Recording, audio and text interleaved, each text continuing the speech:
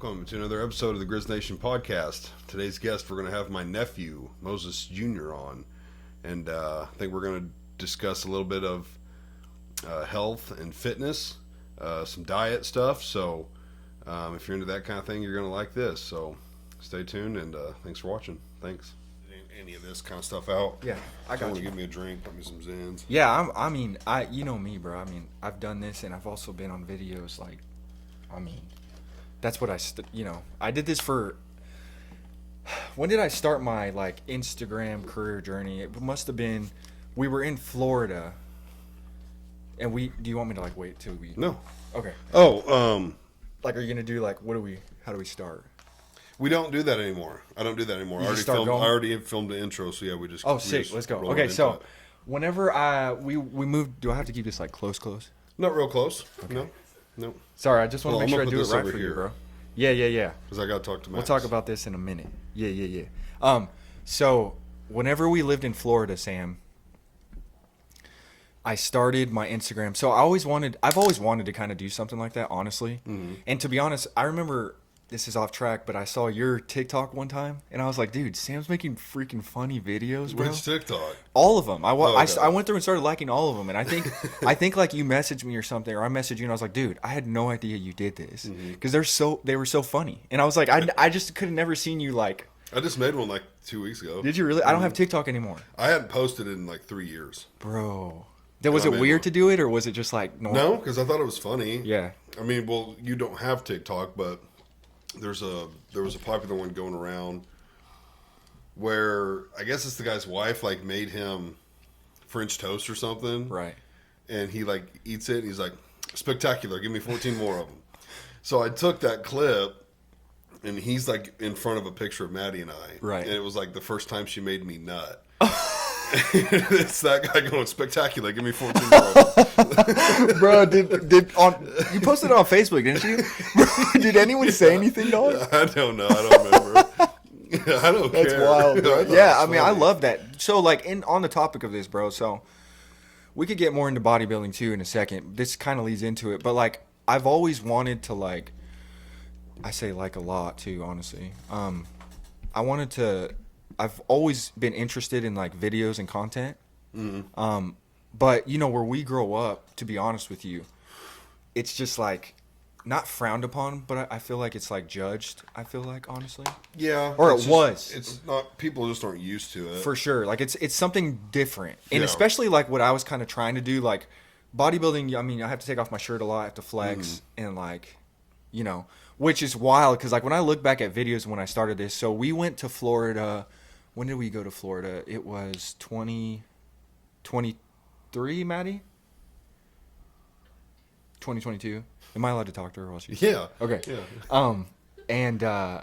So we just kind of had this idea hey, I'm going to buy a camper. I'm going to remodel it. We bought a 2001 Jayco Kiwi, which is... We sold it now just recently. But it was beat up trash, honestly. And we completely remodeled the inside of it. Took out all the floor, gutted it, repainted it, made the cabinets look better.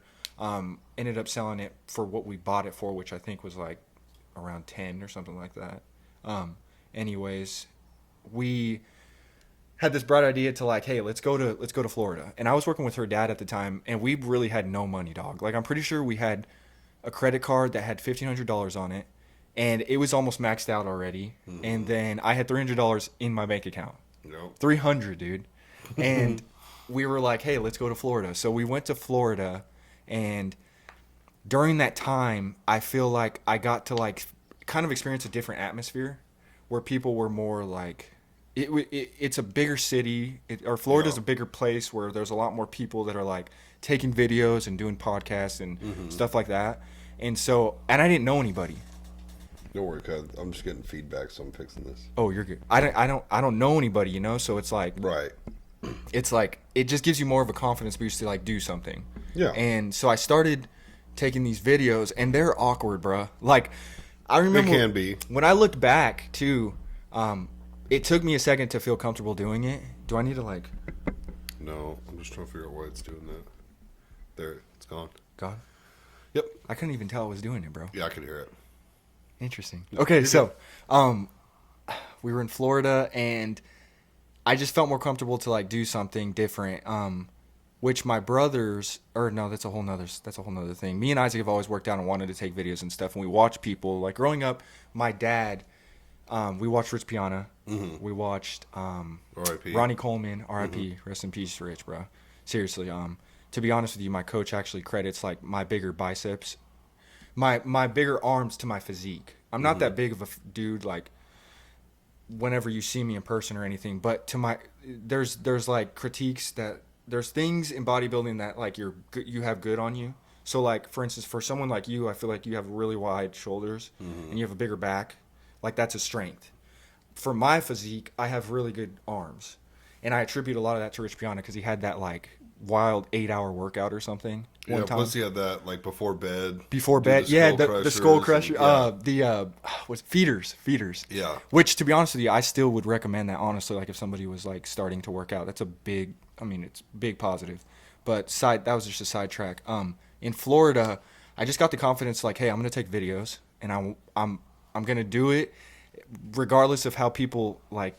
Videos of you working out. Videos of me working out, posing, like motivational. I think I started, or like POVs. Yeah. Like I was just trying to like figure out a way to catch traction. You know, to get people to like, to be, I guess, an influencer. Honestly, at the time, and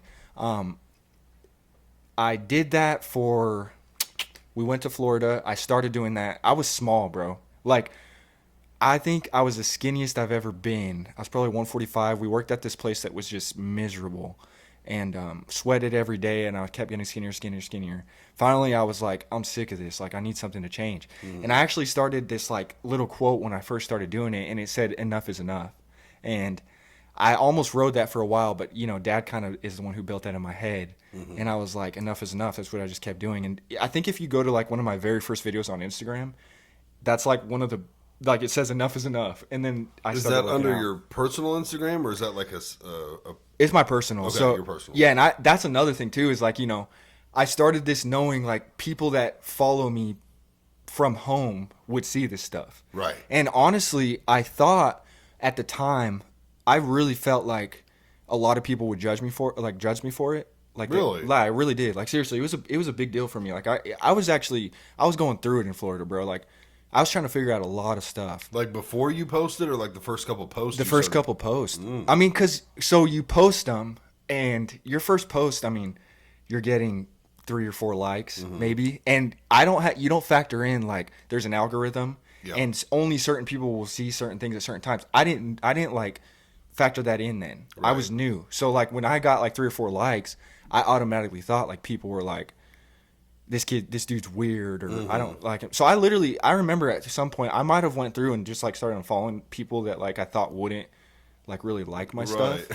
And that's terrible to do. Bro, it's terrible. Seriously, like I'm gonna be like real with you guys. Like, you know, obviously looking back at it, I regret that, and because where I'm going with this, so I started posting, and I started actually for like 3 months. I got 30, 40 likes, and I'd get like a follow every day, or like 2 follows every day, and then that's like, you know, I mean, if you do 2 times 7, it's 14 follows a week. So I started kind of gaining a little following, but it wasn't like a lot, and I was getting little likes. And when you're lost and you don't like really know like what you're trying to do, and you're only getting so many likes, and you think that like your content's based off of that, right, it can really like do something to you. Yeah, you definitely like don't want to pay attention to like, well, you do and you don't. Like, why did this post get 3 likes and this one got 10 likes? Like, right.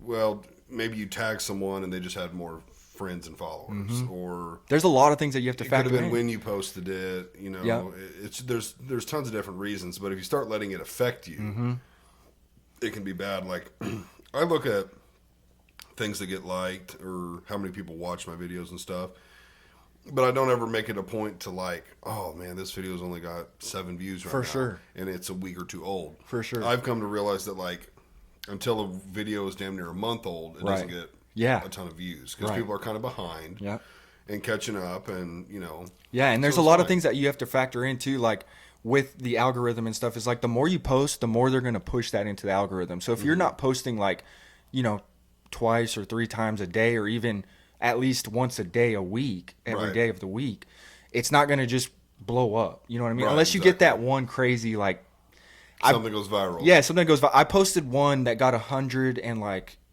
it was like it's like 186,000 likes on TikTok. Wow. I deleted it, and that's a whole nother thing. But, Why, bro? So I was working at. Why would you delete Bro, that? bro, Maddie's gonna laugh at this.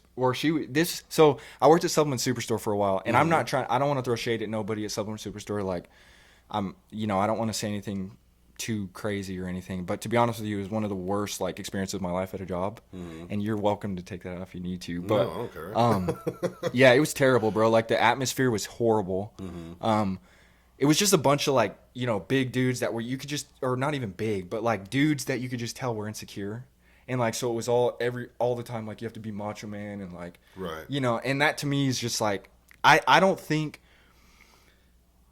to me, honestly, like I think that when somebody is like, has a quiet presence or is just like, they have this demeanor of like, I don't need to prove anything to you. That to me is a man, Right. somebody that's not like, doesn't have to put others down to like, feel good Build about themselves themselves. up. Exactly. And that's what it was. Like, to be real with you, bro, it was miserable. Like, I worked there for 3 months. I was getting paid like $13 an hour. And I don't even know why I put up with it. I had like a truck that got like 11 miles to the gallon. And that was one of the things. I had a post, and it was just a joke. It was like something about trend. Some joke about trend. Right. And it blew up. Like, seriously, it blew, Right. 186,000. Trend's so popular. Yeah, right it's so now. popular. Everybody started like commenting on it, and then like I showed the guys because they were always talking about how like my social media was decent compared to them. I mean, and so they saw that and they were like, hey, you just so you know, you might want to take that down because you're kind of like telling people how to like take supplements and stuff now, and we don't want them to like think. Who said that? The managers there at Supplement Superstore. Oh. And I debated for a second, and I was like, but I don't, I thought I liked the job. I thought I was going to keep it. And I was like, fine, I'll just delete it now. And I deleted it. Which, yeah, bro. Now it's like, dang. Because you could say that, and I don't have any proof even. So it's like, Right. whatever. And not that there needs to be proof, but like, that also helps your accounts. Like when posts blow up like that. I still have one on there that's got like 30,000.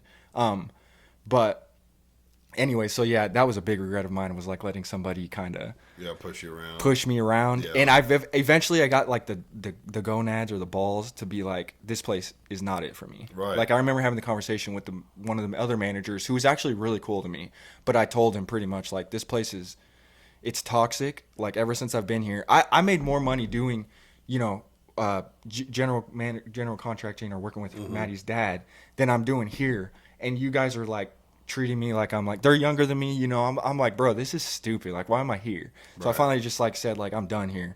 There was a lot of other little things that they would say that would like kind of put me down. I would go home really like drained, really Right. drained. You ever had a job where you're just like, No, I haven't. bro, this I've was always loved my job. this was one of those ones where I was like, oh, it was miserable, Sam. Miserable. I've had a couple jobs like that in my life, but I also think it has to do with like how you mentally like, I was not in a good spot. I was trying to figure out a lot of stuff. Anyways, that's a whole nother thing, bro. Like in Florida, I'll go back to that real quick. I started posting.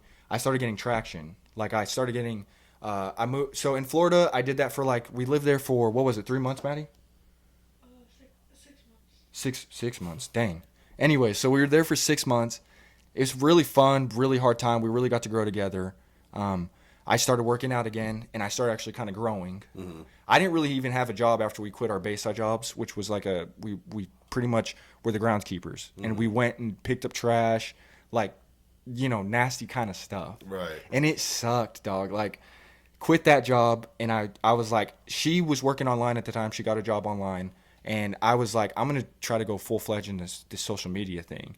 And I started posting twice a day for like literally that 6 months that we were there. Yep. And after that 6 months, during that 6 months, I started getting a lot of like more followers and stuff. Started growing. I think I started my Instagram with like 400 followers. And then at the end of it now, I'm at like 1,365 or something like that. And that was after like, I would say honestly, 8-month period. So after that 6 months when we left Florida, we went to Tennessee and we lived there for 3 months. During that 3 months there, my Instagram actually like caught a lot of traction. So like I started getting a lot more followers. It's not that much, but like Right. for somebody, that started with 400, it felt like, dang. And I had people commenting, had people like consistently, people like, you know, messaging me, telling me that like my content's cool. And that's when it started shifting, dude. Like I started noticing people, there was more people that supported me than that didn't like me. Yeah.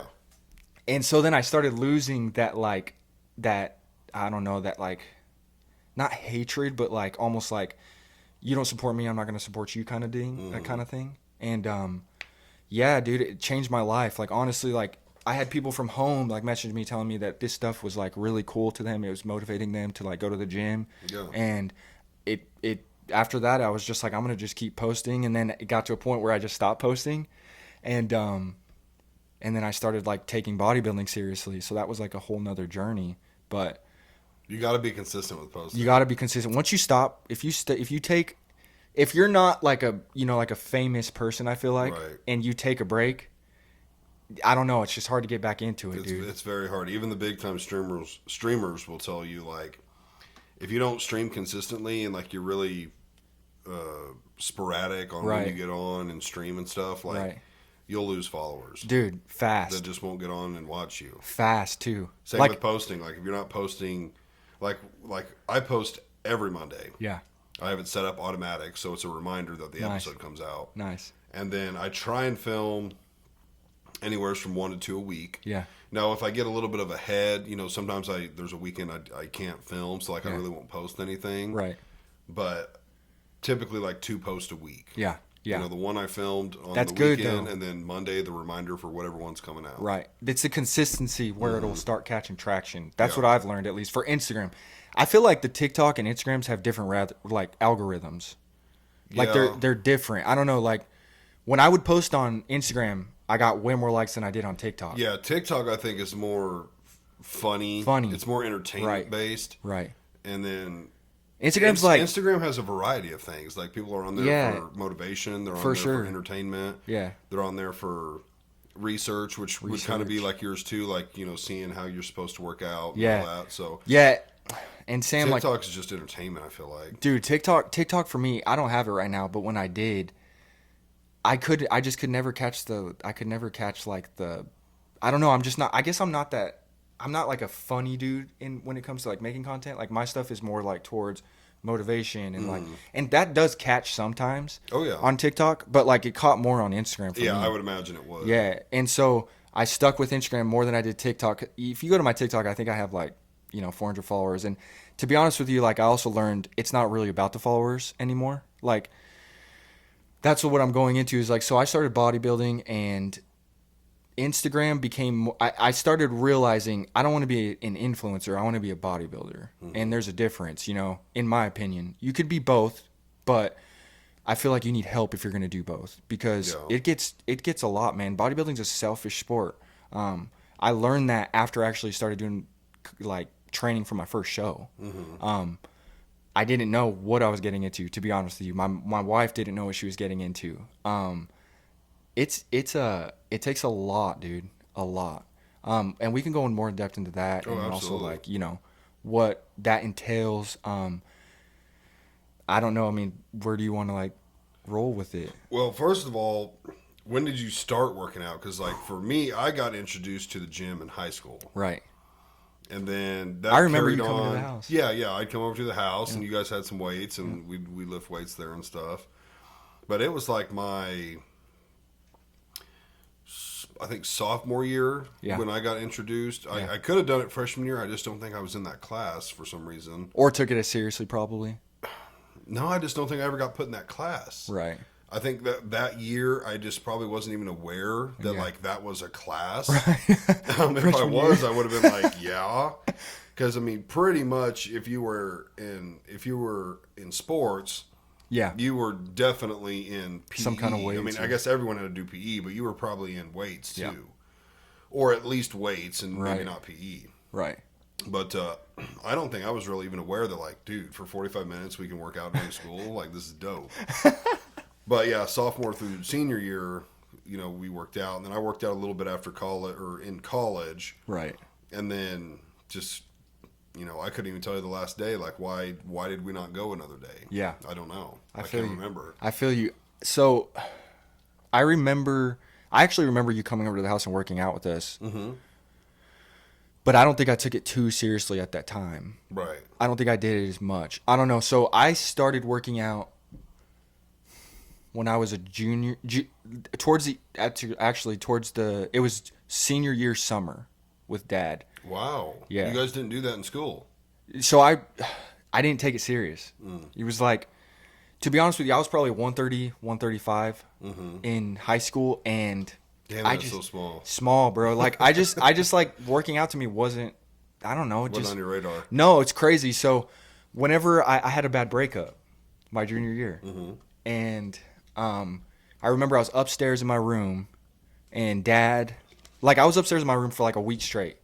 I was like, I don't really, like, I don't want to get out. It was my first like break girlfriend or whatever, you know? And I was like, this is like miserable. And so I was just laying there in my room. Dad, I could hear him coming upstairs at my grandma's house. And I was like, oh my gosh, here we go. Like he's going to say something now, you know? And he came upstairs, opened my door, and I was like, he was like, hey. And I was like, what's up? And he's like, get up. And I was like, okay. And he's like, follow me. We go downstairs, and I can remember it like it was yesterday, bro. And we go outside, and at my grandma's house, they had to cut wood to, like, you know, build a fire and stuff to warm up the house. Yeah. And Dad's like, get that axe. And I was like, okay. And I've never cut wood in my life. Like, bro, I've never cut wood in my life. Dead serious. I was 17 years old. I was like, get the axe. And he's like, pick up the axe. And I'm like, okay. And he's like, put that wood on there. And I was like, all right. He's like, swing at it.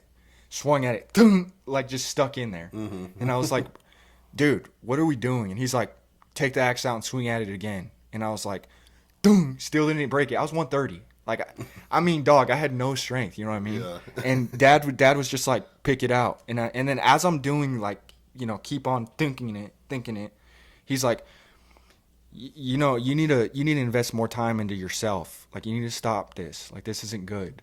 And he's like, you're going to change. And this is where it starts, son. Like, this is where it starts. You're going to become a man. Like, this is how life works. You don't always get, you know, what you want. You have to just go through it. I mean, and he was kind of, there was a lot more into that I probably, you know, forget. But that, like, letting out that aggression and stuff, bro, really changed.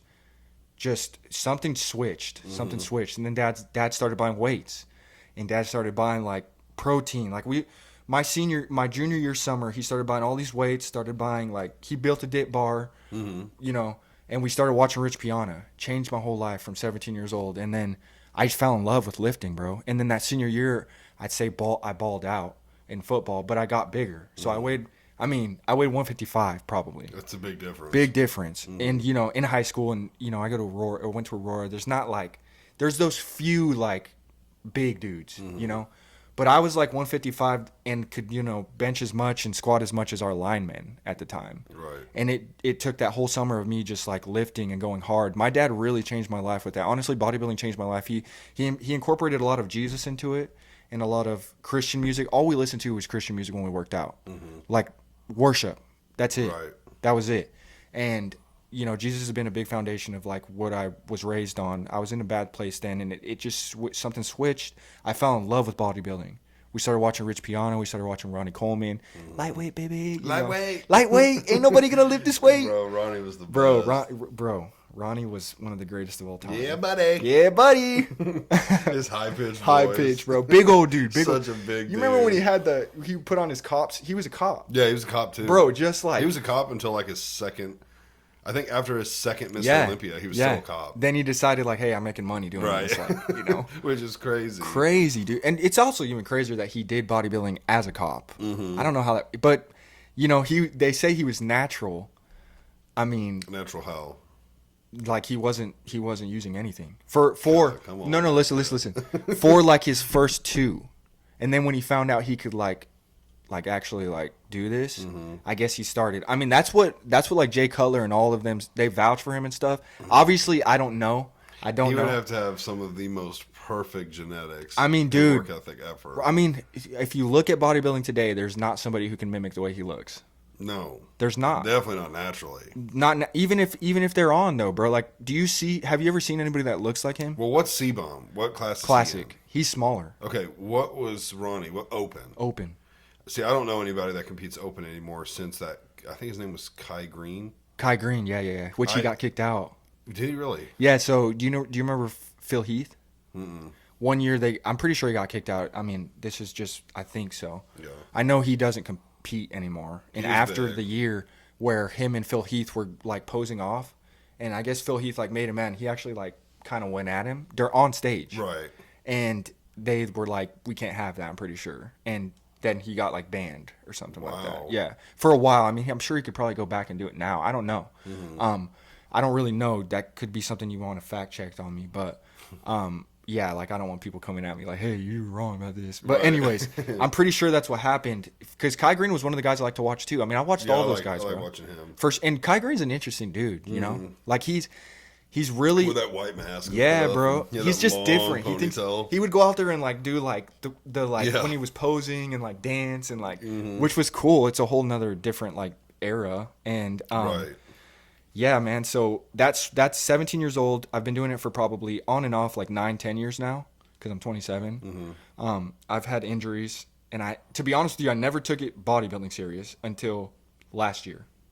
Last year was the first year that I actually was like, I'm gonna do this. Like I want to actually try this, and it was kind of blowing up, honestly, too. Like everyone's kind of doing bodybuilding or lifting now, at least. Like they're working out, they're trying to get in shape. I love it. I'm all It's for big it. with our generation. Big with our generation, and so I was like, hey, I'm gonna take this serious. I did not know what I was getting myself into, Big Grizz. I really didn't. What's your workout schedule?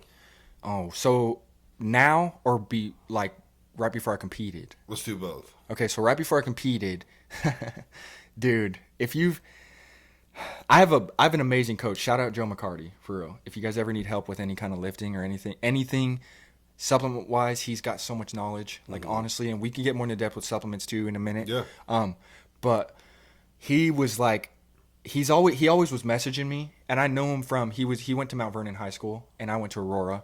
So I met him one time through a mutual friend, Justin Day, who is one of my best friends now. And we were both in high school at the time, and we always everyone kind of knew me as the dude who works out, honestly, like for a while, because that's all that I did really. And I don't say that like as bragging or anything. Like actually, I've learned. I'll go into more depth with this too. I don't want to be known for working out. That's not what I want to be known for, to be honest with you. Like I want to be known for somebody that was happy, somebody that helped, somebody that was loving, somebody that like people like want to be around. Yeah. And I wasn't that dude back then. But so I met him in high school, and he kept messaging me. I saw he was competing. Like he would go into shows like years ago, and I was like, dang, that's cool. Kind of jealous a little bit, to be honest. Right. But I finally got to the point where I was like, hey man, like, you think we could work together? And he was like, because I saw he was coaching people, and he's like, yeah, dude. And he told me how much it cost, and I was like, I don't know, because I didn't have no money. For him to be the trainer. For him to be my coach, and like there's a lot more that goes into it that I didn't know about, and like it costs a little more. You know, I didn't know it costs money, to be honest with you, like Right. a lot of money. Not a lot of money, but it's expensive. Bodybuilding is expensive. And so I was like, I need to think about it. And finally, last year, January, I was like, all right, I got a job. Like I'm making some money. Let's do this. And he ended up giving me a big like deal in a way, because we know each other. And he was like, I see potential in you. Like I really think you could do something with this, Mo. And I was like, dang. So he gave me a big discount. He helped me out. And we started a prep together, and what that entails is, so you can do a 12-week prep. I did it like, what was it, 25 weeks, babe? 21. 21. For a show. For a show. The reason why it was so long was because we had to grow. I had to grow too before I started cutting. He was like, you're kind of like, you still need to grow. And so that's whenever I made the decision to, after 3 months, he was like, I want you to eat healthy. I want you to be on this meal plan for 3 months. This was before I decided to compete. So back in before, I'm kind of backtracking a little more. Yeah. And he was like, I want you to take this serious before you're like, you know, let's do this. And then February came, I was taking it serious. I was eating what I was needing to eat. I was kind of growing. Got up to like 163 or something. And he was like, okay, I can tell you're kind of growing. It takes a lot of time to put on muscle. For anybody that's like, you know, knows, I mean, just the body. If you just know the body, it doesn't have to be, bodybuilding. It takes a lot to burn fat and build muscle. Yep. And so It's a struggle. it's a struggle. First, I'm different in the aspect. It's hard for me to gain. That was my biggest thing. Mm-hmm. So I have the opposite of like, I can shed easy, Right. but I can't gain. And there's benefits to both. You know what I mean? Mm-hmm. Like, you want what I have, I want what you have. Right. You know what I'm saying? Like, Right. I learned that a lot. And so that's when I decided, and I want to preface this before I start going into like supplements and I don't know if I'll go into dosages or what I actually take, Okay. but Yeah, I didn't know how. I just detail you don't wanna want go. people to like, I don't want anyone to get swayed into doing something, Mm-hmm. and I don't want, and everyone's body's different. Right. What I do is not going to work for everybody else. Mm-hmm. That's the thing that some people don't understand is like, Joe made a plan specifically for my body, and he makes a plan specifically for the other guy that I was competing with, Logan's body. It's specific. Mm-hmm. Everyone's body is different. Like, we had to manipulate rice, we had to manipulate chicken, we had to figure out how my body responds to fat. I don't have a gallbladder, so when I eat oily stuff, grease, your gallbladder is what kind of like secretes that and slowly like makes it go out. If you don't have the gallbladder, your grease, or that grease and oil that your body's digesting, it just goes right out. Like down there, you know what I'm Right. saying? Goes straight So out. yeah, so I don't hold fats well, so we had to learn that. So we're still trying to honestly figure out fats that I can actually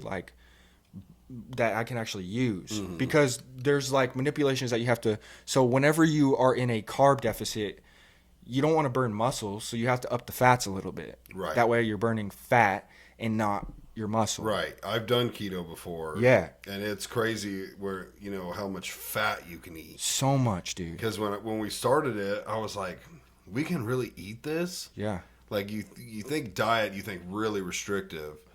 But keto, honestly, is just You take no out carbs. carbs. Yeah, And that's basically it. I mean, you don't want to eat a ton of sugar. for sure. But as far as like the fats and stuff, it's Yeah. like eat whatever you want. I mean, Yeah, we eat dude. tons of meat and eggs and Yeah. put butter with everything. Yes, bro. And, Yep. That's the thing that it's like a science, honestly. Like, that's what I've learned is there's a lot of things that you have to factor in. You have to factor in how much protein you're eating. You have to factor in how much carbs you're eating. I every day have to use a scale. I don't have to. I choose to, because I care this much about the sport. And I'm not perfect. Like, some days we do like, he has like flexible dieting plan for me right now because I'm in the off season where I'm just trying to grow.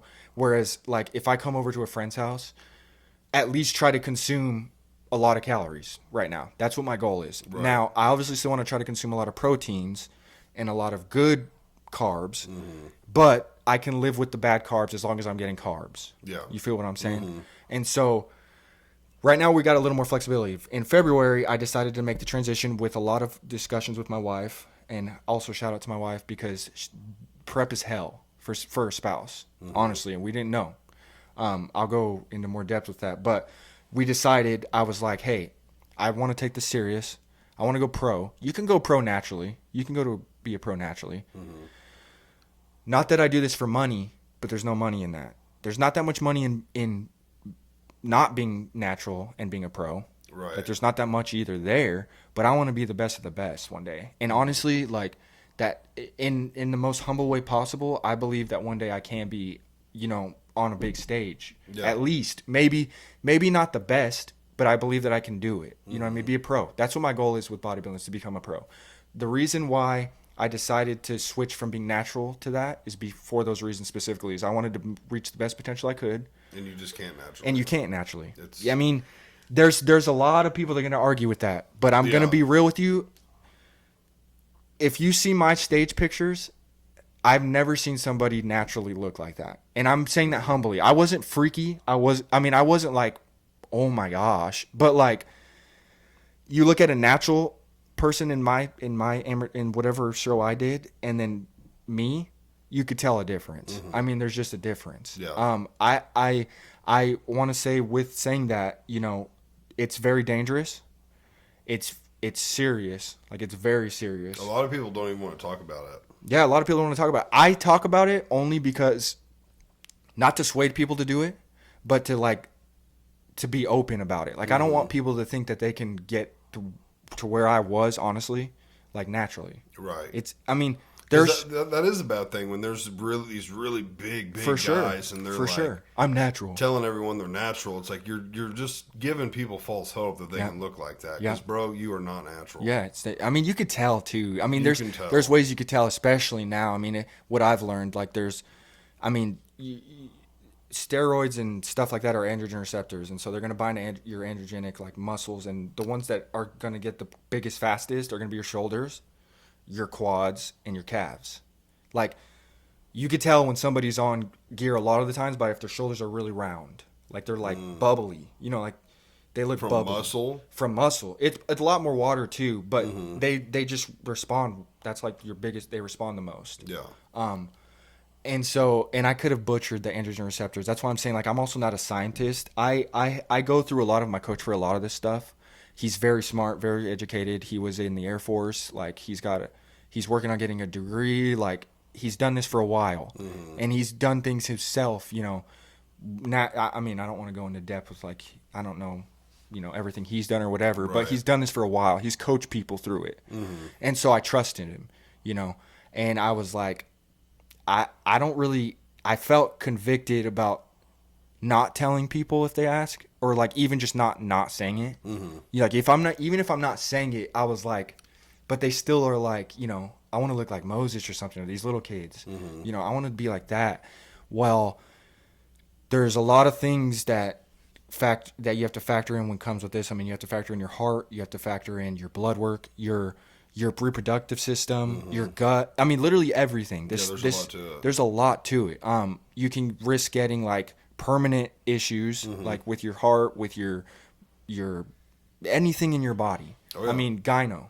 If you take too much testosterone and you're not taking an AI, which is a aromatase inhibitor, it's your body's going to start producing more estrogen because you've got so much testosterone. It's like, whoa. I need to start pumping a little more estrogen because we're getting a little too crazy here. You'll start getting like man boobs, or like your voice can even start getting softer. So then you have to make sure you block the estrogen, or else, you're going to start turning into like a girl. Like, Right. honestly, that's what it kind of is. Which is strange that like too much tea can Yeah, do that. it's wild, bro. God designed our bodies like crazy, dude. Like, I just learned, this is another topic, but like when you have a baby, the male's testosterone actually drops for a second. And then that is because the testosterone is what gives like the man like that competitive, like adrenaline, like when you're dating, you're like, oh, I want to win this girl over. Like, and you'll do anything to do that. Well, when you have a baby, your testosterone drops because it wants you to get bonded with that baby, like naturally. Yeah. It's a real thing. Like, it's proven. Right. So like, it's just wild. Like, if you actually think about it, like how much God actually not only invested into the women's body Right. whenever they have a baby, but the man's even kind of changes. It's wild, bro. But so I decided to go not natural. I did my show. I did a 20-week prep. It was like, so I would wake up. Here's the schedule. I would wake up, and it switched through every week. And I could show you like after one day about like, I have like every diet plan when it started dropping. Because what you're doing is you start at a baseline of protein, carbs, and fats. And then every week or every 2 weeks or however your coach structures it, you start kind of taking out carbs and then lowering the fats, or, but the protein most of the time stays the same because we need protein to build muscle. Right. The carbs are just the gas. They're going to give you the fuel. They're going to give you like the glycogen through your muscles and like help you grow. But the protein's what's going to repair and keep them. And so we started that at 21 weeks. I started using supplements, and after 6 weeks, felt crazy. Like, I was like, dude, this is nuts. Like, seriously, like, it's wild. And I'm going to be honest with you guys, like, I liked it. Like, I liked that feeling. People say steroids aren't addictive or anything, but it's more mental. It's not like you need it.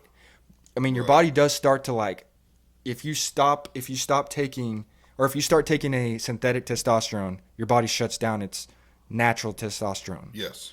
You know what I'm saying? And so if you do that too hard for too long, I think that was Creed. It was. I think if you do that for too hard for too long, it will crash your testosterone permanently. Yes, it will. So I am on TRT. Right. it's all through the doctor. Yeah. I had low T, so I'm on TRT. Right. But yeah, like if you're on that, it can shut down like your sperm production, and so it's things you have to factor in. Like, do you want to have kids in the future? For sure. Because if you're on this for a long period of time, Yeah. it could either be non-existent in the future, or it can take a long time to get off of it and things kick back into gear. Yes, that's why we preface, like, that's why we're talking about, like, it's serious. It is. Very like, serious. My doctors always ask, like, I have to go in every 3 months. It's considered a controlled substance. Right. So I have to go in every 3 months to get my prescription renewed. And he's been on me lately because my blood pressure's been a little higher than normal. Right. So he's like, we got to keep an eye on that. And I haven't done blood work, but sometimes they'll ask to do blood work, or if you want to have them do it, they'll do it. But yeah, I mean, they're like, especially if you're going through a doctor and doing it because you like need it. Yeah. It's For a pretty serious thing. And the wild thing about testosterone is like, here's what's crazy to me though with that is like, I could go to the doctor. They most of the time they're not going to prescribe me testosterone because my testosterone's like 530 something. Right. The spread, bro, is 300 to 1,000. Can you imagine, like, 500 is only half of your potential, is what I'm saying. Yeah. So how does that? It doesn't really make sense to me. Yeah, you have to be below 200. You have to be below 200, dude. It's crazy. Which I get it. There's risk. I mean, I get that. Yeah, there are health risks, but it's like, well, what if I was 225? Right, and then you have issues with like sleep, or you have issues with brain fog, or you're like you don't. There's issues with. I mean, sex drive. There's so many things with your testosterone, even just at 500. Like you're like, bro, I want to be optimal. Because there's people that are naturally like over 1,000. There's people that, and that's what I'm saying. That's what I also was going to say. It's very hard to find somebody our age that actually does have natural testosterone really high. A lot of it does come down to genetics, and a lot of it comes down to what you eat. Yep. I mean, your food intake is a big thing. Diet is number one. That's why. I think with the whole T discussion, testosterone. Either I'm excited our parents and grandparents didn't deal with this, or they didn't talk about it. I really believe they didn't deal with it. Okay. You look at our parents' generation, grandparents' generation, they just seemed more manly. Right. And it could have been with how they grew up. We have more technology now. Right. I mean, just living now is easier. Yeah. You got to think we're in a nice air conditioned home. 100 years ago, you were sweating your ass off right now. Yeah. And you had to go out and work for every single thing you did. Yeah. And they just were excreting testosterone. Yeah.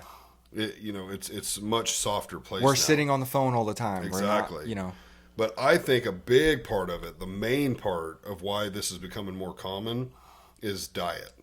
We eat so many processed foods and just things that are so unhealthy. I mean, when there's been a couple different things where people have found like old McDonald's burgers, right?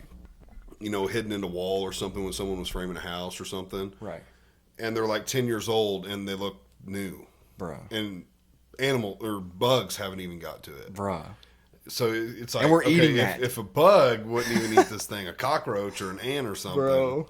Preach. So yeah, I think the biggest thing is our diet nowadays. I agree, bro. That's why I want to preface, like, even if you start into this fitness journey, before you decide to add any kind of, really, honestly, it doesn't even have to be steroid. Like something that you're trying to use to like help. I mean, they make natural testosterone stuff. They make all this other stuff, and it's very good stuff. But like, the number one thing is your diet. It has to be.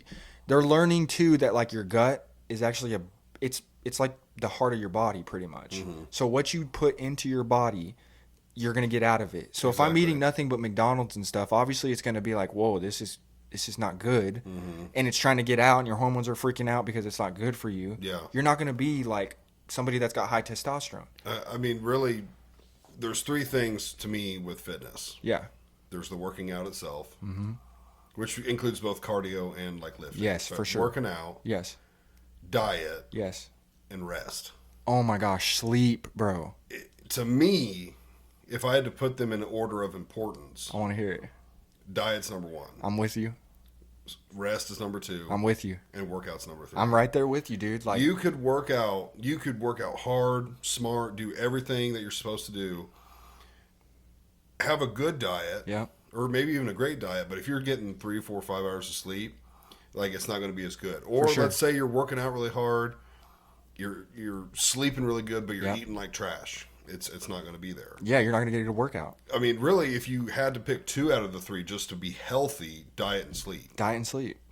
Because if you're overweight and you just cut out like soda, unhealthy food, Yeah. and get you a good 7, 8 hours, You'll can notice lose the weight. difference, bro. Yeah, you can lose weight that way. Mm-hmm. It's literally like losing weight is just being in a calorie deficit. It's being in a calorie deficit, bro. You don't Yes. need to work out to lose weight. You don't need to Literally, work out. If you are like, I need to lose 10 pounds for an event. Stop or eating I the just crap. wanna- yeah, exactly. Stop eating the crap, bro. Like it's Like if it's, it wasn't for my job, I would fast more often. But like, I feel Yeah. like fasting's not realistic when you have a manual labor job. For sure, yeah, because you you're need just gonna energy. be tired. Yeah. But like if you can fast, fasting's probably really healthy. Yes. No, and it fast- lets you clear out, get everything out of your gut. I did like a 2 or obviously like there's religious fast, which is a different kind of fast. We're talking about more like food, right? Just Right. food.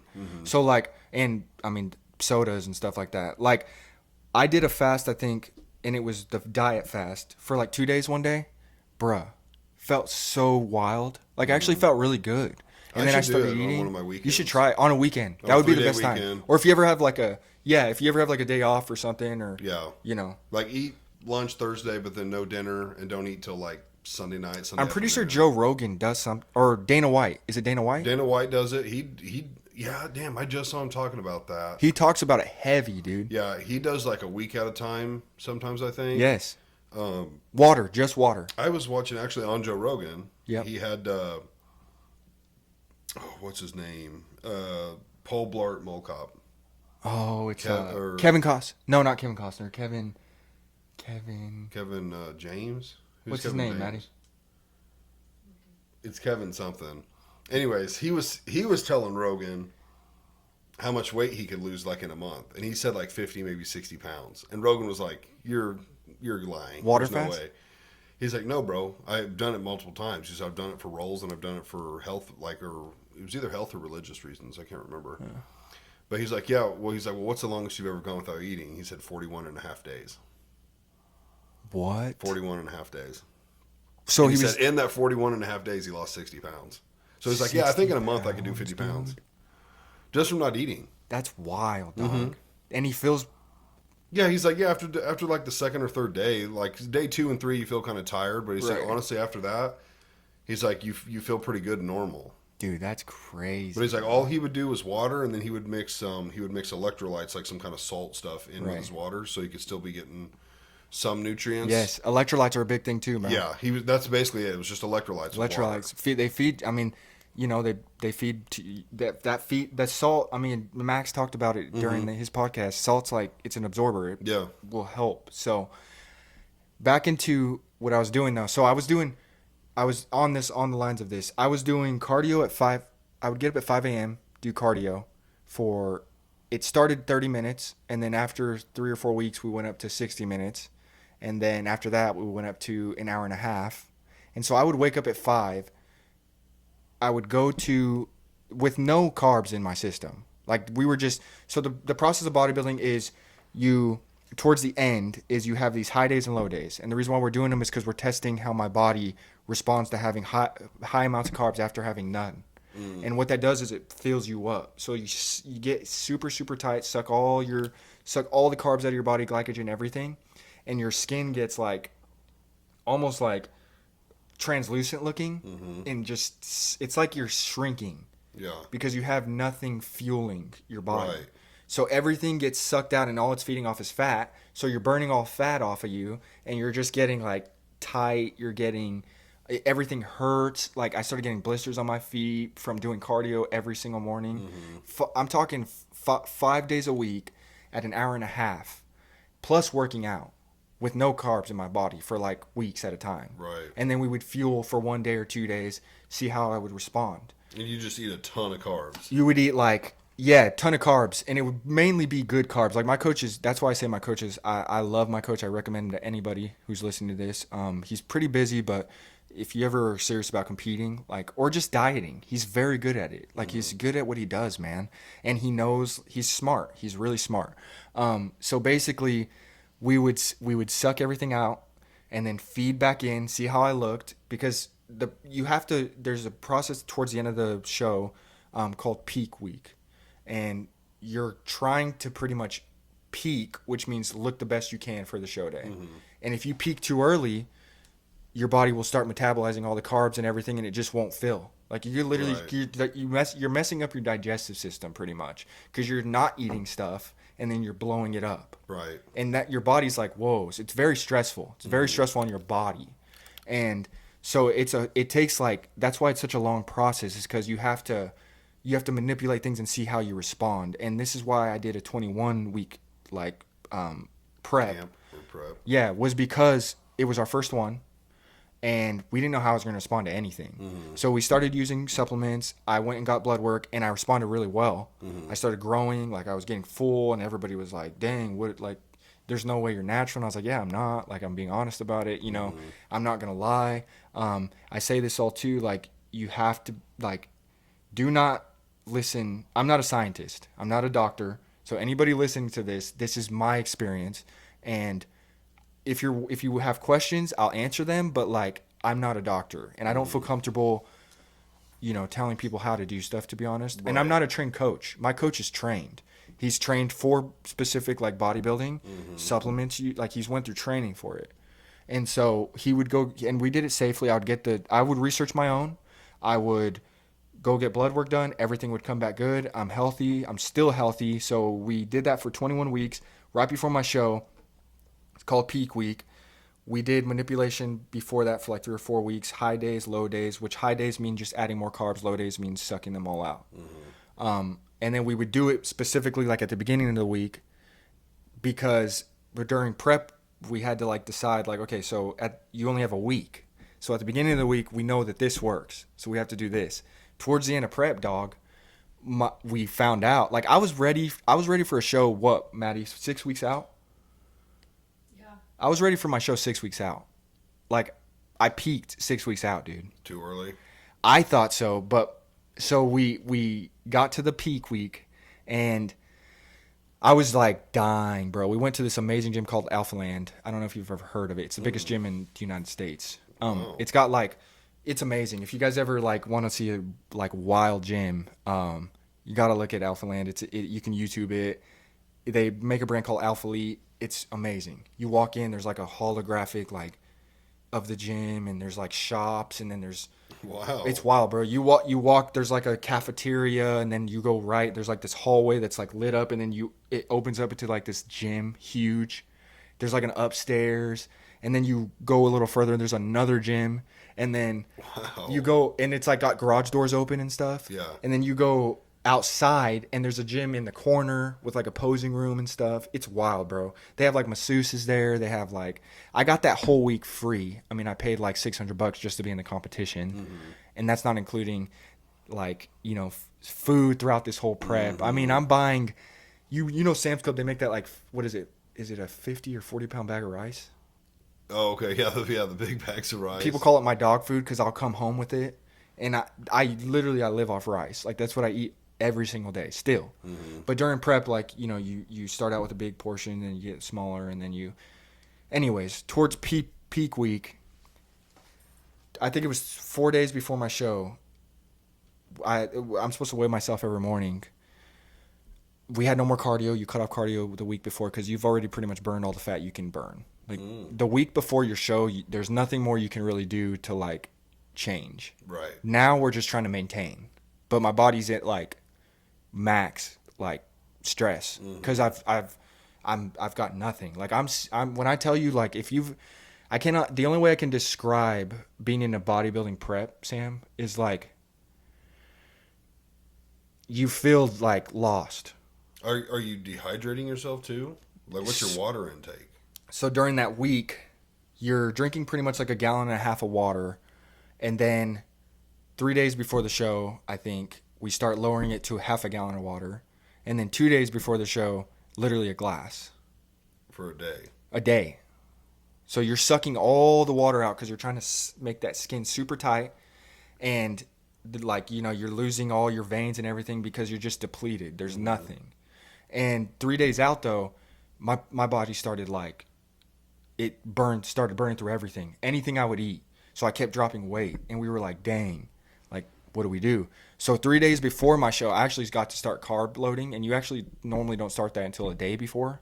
But I started slamming stuff. Like, we went and got sushi. I got to eat, like, you know, rice. And, dude, when you don't eat food for a long time, you eat the wildest things after, bro. Like, I'm not kidding you, Sam. I would have ate a tomato, and I hate tomatoes. Right. Like, Just to eat something. Like, seriously, because your body's just, it's just like freaking out. Like, and you're losing as you're already freaking out. Like, you're almost essentially, you're trying to get as shredded as you can without dying. Like, that's It's like weight cutting for UFC. it's like weight cutting. Like, seriously, Dangerous. It's dangerous. You could literally die. Like, I could show you pictures, you know, I mean, at some point or something. Like, my face, bro, is Maddie, could you pull up a picture of me during prep? I just want to show Sam. Your face is like super sucked. It's called prep face or death face, because you're like, my face isn't fat as it is, but when I was in prep, bro, my mom actually hated it because she would be like, she has a past. My dad has a past. Obviously, they were like, they've seen a lot of drug addicts and stuff. Nothing against drug addicts. You know, I love everybody, and I believe everybody can be healed. But they were like, it's like, it's making me sad, because I was just like, I would go over and like, that's why I say bodybuilding is selfish. It's like, bro, I didn't hang out with friends. I remember I came here one time for like, I think it was a UFC fight event or something. I think so, yeah. And I was kind of in prep. I wasn't deep in it at the time, but I remember like, I couldn't eat a lot of stuff. Like, it was like, you know, it sucks. Like, seriously, I would not hang out with friends. I would not hang out with family because I didn't have energy. I felt sick. And yeah, she's in her picture real quick. This is me on, that was show day. This is show day. That's show day. That was me getting You do look place. different. Yeah, like I felt sick, Sam. Like you feel in your head like you're not there. I'll show you. You really do look different. I will show you a picture. Hold on, I got like a whole album, dude. Let me see. Yeah, like your chin structure looks different. Bro, I felt you've just like, so the better you look, the worse you feel. Right. The better you look, and I started eating, so I was kind of like, started to feel a little yeah, better. I started feeling good. But I would go to like, family stuff. You could have came and got it. It's fine. I was going through family stuff, Sam, and like my dad would even tell me like, bro, like you just need to go home, because I would literally just be like gone. Yeah. I had no energy. My brain, I literally could not even think. What about big guys in open? Are they doing the same thing? Yeah. Really? Their protein intake's different. So like they get to eat 300 grams of protein versus me eating 100 or 200 maybe.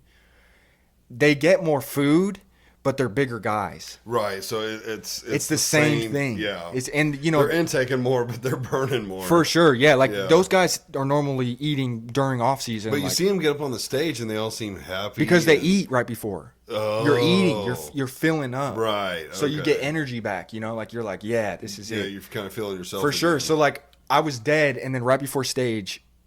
So let's go back to the week before real quick. I started burning everything, and I had no water. So like once you get to start eating, you don't get to drink now. So it's almost like you miss drinking. You know what I'm saying? And then the night before, you have to take, professionals I think will take diuretics, which sucks water out of you, just all the water out of you. It's very dangerous. That's very dangerous. Right. My coach was like, we're not gonna go. I did not use a diuretic. It is not healthy. So we decided to go old school, and I got to drink wine because it sucks water. Alcohol sucks water. You know what I'm saying? Oh. So right before the night before, I got to have 2 glasses of wine. I was also buzzing, dog. Oh, I imagine. Like, because I had no food or Exactly. nothing. And then the next morning you wake up and you're just like, you kind of got a little energy, but you're nervous. I woke up at 5 a.m., me and Dad and my coach, and we went to IHOP. And I got this big thing of pancakes, bro. I literally cried. I remember sitting there with Dad, and I was just like,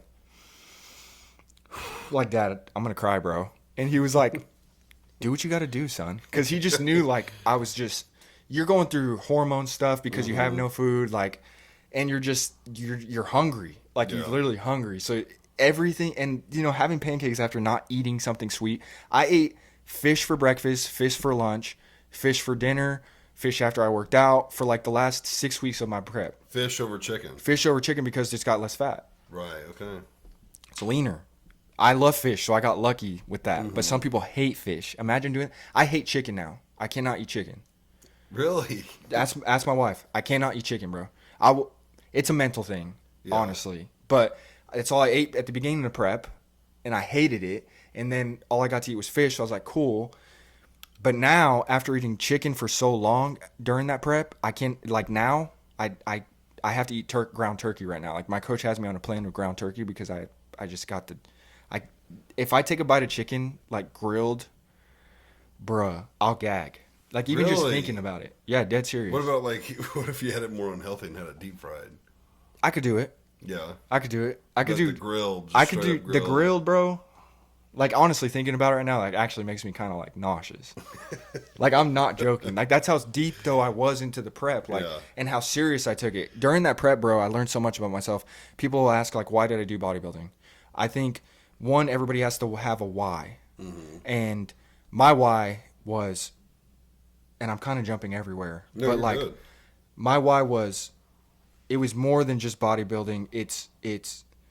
It's hard, and I love doing hard things, but also like I wanted to show people that they can do whatever they put their mind to. Yeah. If I can do it, like if I could do it, dog, like little Mo, I'm not really anybody.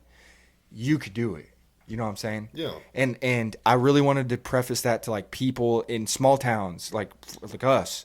A lot of people just kind of, I feel like, honestly give up on their dreams, or like don't chase what they want to do. Look what you're doing, dog.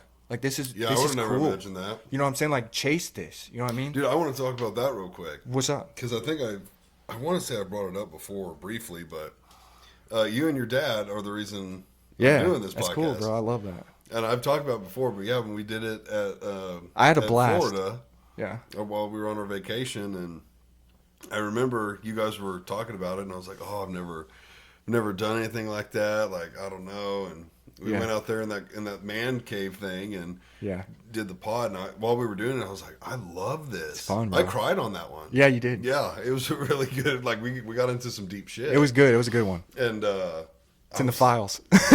Yeah, I got it. Seriously, I have it. Yeah, I wouldn't mind listening to that sometime. Yeah, we got into some fun stuff in that podcast, dog. Yeah, but I really loved it. I love that though, man. I think it was a week or two after, maybe. Yeah, it was fast. I remember. I told Maddie, I was like, I think I would like to do that because it just, I don't know, it was fun. Yeah, and I love that, dog. That's what I'm talking about, though. It's like, do things that you want to do, even if they kind of sound like, I mean, this, even if it sounds crazy. I'm not saying it sounds crazy, but like, who would have thought? And now look at it, bro. Like you've got people coming on and stuff. Yeah, and it's cool, I would have never dog. thought that. And there's definitely, talking about doing things that are harder and like you just sometimes don't want to do. For sure. There are times where it'll be Friday morning, Saturday morning, whatever, and I got someone coming over in the afternoon or the evening, and I'm just like, damn, man, like I kind of just want to chill today. Right. Or, play video games or hang out with the old lady or whatever it might be. And I'm like, well, I need the content. I need the content. Yeah. And it's a goal. Get here and we'll get rolling. And I'm like, bro, I'm so glad I'm doing this. Yes, bro. It's because it's fulfilling and it's something that you actually want to do. Yeah. You know what I mean? And I think more people need to invest in stuff like that for themselves. The gym is definitely like that. Yes. Like there's not a morning that I don't wake up that I don't think I might just call in sick today. Because I'm like, I'm tired. Yeah. I just want to lay in this bed. Right. I'm not a morning person. Right. I fake it real good. Dang, I would I've never guess always gotten up early to go to work. Like at my old job, we started at 6 o'clock and it was in Springfield. We had like a 50 minute drive. Yeah. Which gave me time to wake up and everything. But before I hate waking up early. Yeah. But every time I roll out of bed, I'm just like, all right, like, let's do this. And by the time, I'm in the kitchen mixing my pre-workout and I've got everything already done, it's like, all right, like, we're doing this. I get to the gym, next thing you know, you're done. Yeah. And it's like, I made a big deal, and you feel good about it. Yeah, you feel good I did afterwards. this. I got it done. I didn't want to sometimes. Right, but exactly. I did it. You know what I mean? And that's the things that you know this. The things that it's cliche, bro. It's so cliche, but it's so true. The things that like you really want in life are normally the things that are good, and the good things take a lot of uncomfortability, and they take a lot of like hard.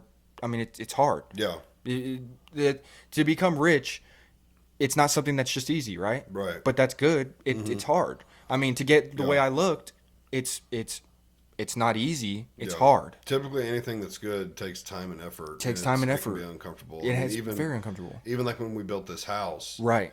I mean, it was 6 days a week for us. Yeah. We were here every day after work. Yes, we were bro. here every Saturday.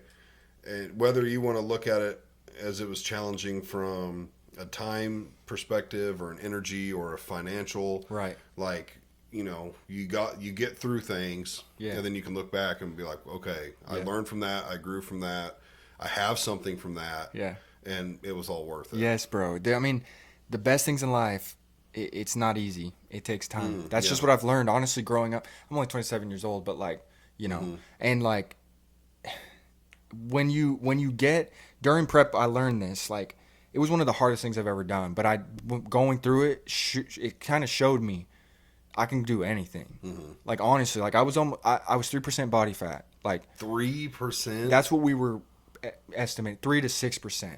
You know what I'm saying? Wow. And so it was like, that was hard to do. Like, that was really hard to do. And I woke up mornings, Sam, and I would cry, like doing cardio. I would be crying in the gym, in the public gym, crying, dog, because it hurt.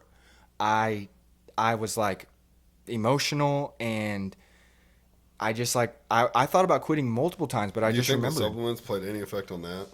With like helping? As far as like the emotions? Probably.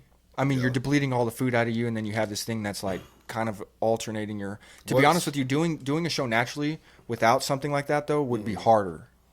Because testosterone gives you something. For me on T, and again, mine's all doctor prescribed, so it's not like I'm taking a crazy amount.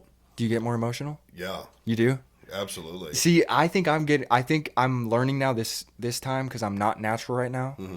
I'm emotional, bro. Bro, I would go years without crying. Same. Like, I can remember the last time I cried in high school was my last football game. Oof. It was at Macaulay, which we played at MSSU football field. I cried because it was my last football game. Right. I realized, I'm never going to get to do this again. That was the time I cried. Obviously, as a kid, I cried. But like high school, that was the time. The night before I got married, I cried because I was so scared of getting up in front of people that I cried. Dang, Sam, that makes me sad, bro. Yeah, I hate that. Yeah. I hate public speaking. Right. Like, and I didn't even have to like turn and look at people, but I had to say shit and have like 300 people behind me. Right. I was just so terrified. I cried then. Did you cry for your baby? No. Yes and no. So we had Stella. I'm almost getting emotional just even thinking about it. That's okay though. We had Stella. Yeah. And Maddie was holding her. And we're talking like just a few minutes after, maybe 10 minutes after. Like the nurses have kind of cleared out. We have like one nurse in there. Maddie and I, Stella, and then her mom. Right. And I'm looking at Stella, and I felt so guilty because all I could think about was Hart. Our baby we lost. And I don't know why that's all I could think about, but I told her like I was crying. And I was like, I don't know, like it sounds bad, but all I can think about right now is Hart. Right. So, and of course when we lost Hart, I cried over that. But like we've had some tough things happen in the last year, but hell, it probably wasn't 6 months ago. I'm scrolling through TikTok. And I come across people who were naming their babies after their dad. And again, all I was thinking about was Hart. And I just started crying. Right. And I'm like, man, I used to not be like that. Right. Like, I would go literally years without crying. Right. And then ever since being back on T, like, you kind of have both ends of the spectrum. Right. Like, you feel more aggressive. Not like in a bad way. It's more of like an reaction kind of aggression. Yeah, I feel like. You feel that manliness and shit. But towards the other end, bro, like there's times where it's like, Holy shit! Like I could cry right now, or I am crying right now. I do think testosterone does that. I mean, I really do. I think it's altering your hormones. It's probably Mm-hmm. doing something that's like, you're on a super high sometimes and you're probably on a super low sometimes. I mean, Right. I don't know. I'm really sorry about that, by the way. I don't want to just like, No, you're good. know. You're good. Yeah, I've noticed that ever yeah. since being on it. I just hate that you have to go through that. That's why I wanted to say Yeah, that though. Like no, that's, thank you, Cobb. yeah. I And mean, it's not like a random, I'll just be sitting there and get emotional, but there's things I'll see or think about, and then it's like, used to, I'd probably just think about it and not be too emotional. Right. Even with something that heavy. right. Like, I just wouldn't let myself get that way or couldn't get that way. Yeah. Do you think that comes But- with age too though? Yeah, I think it does. It comes with age, too. It comes with life experiences. That's what I think experience is.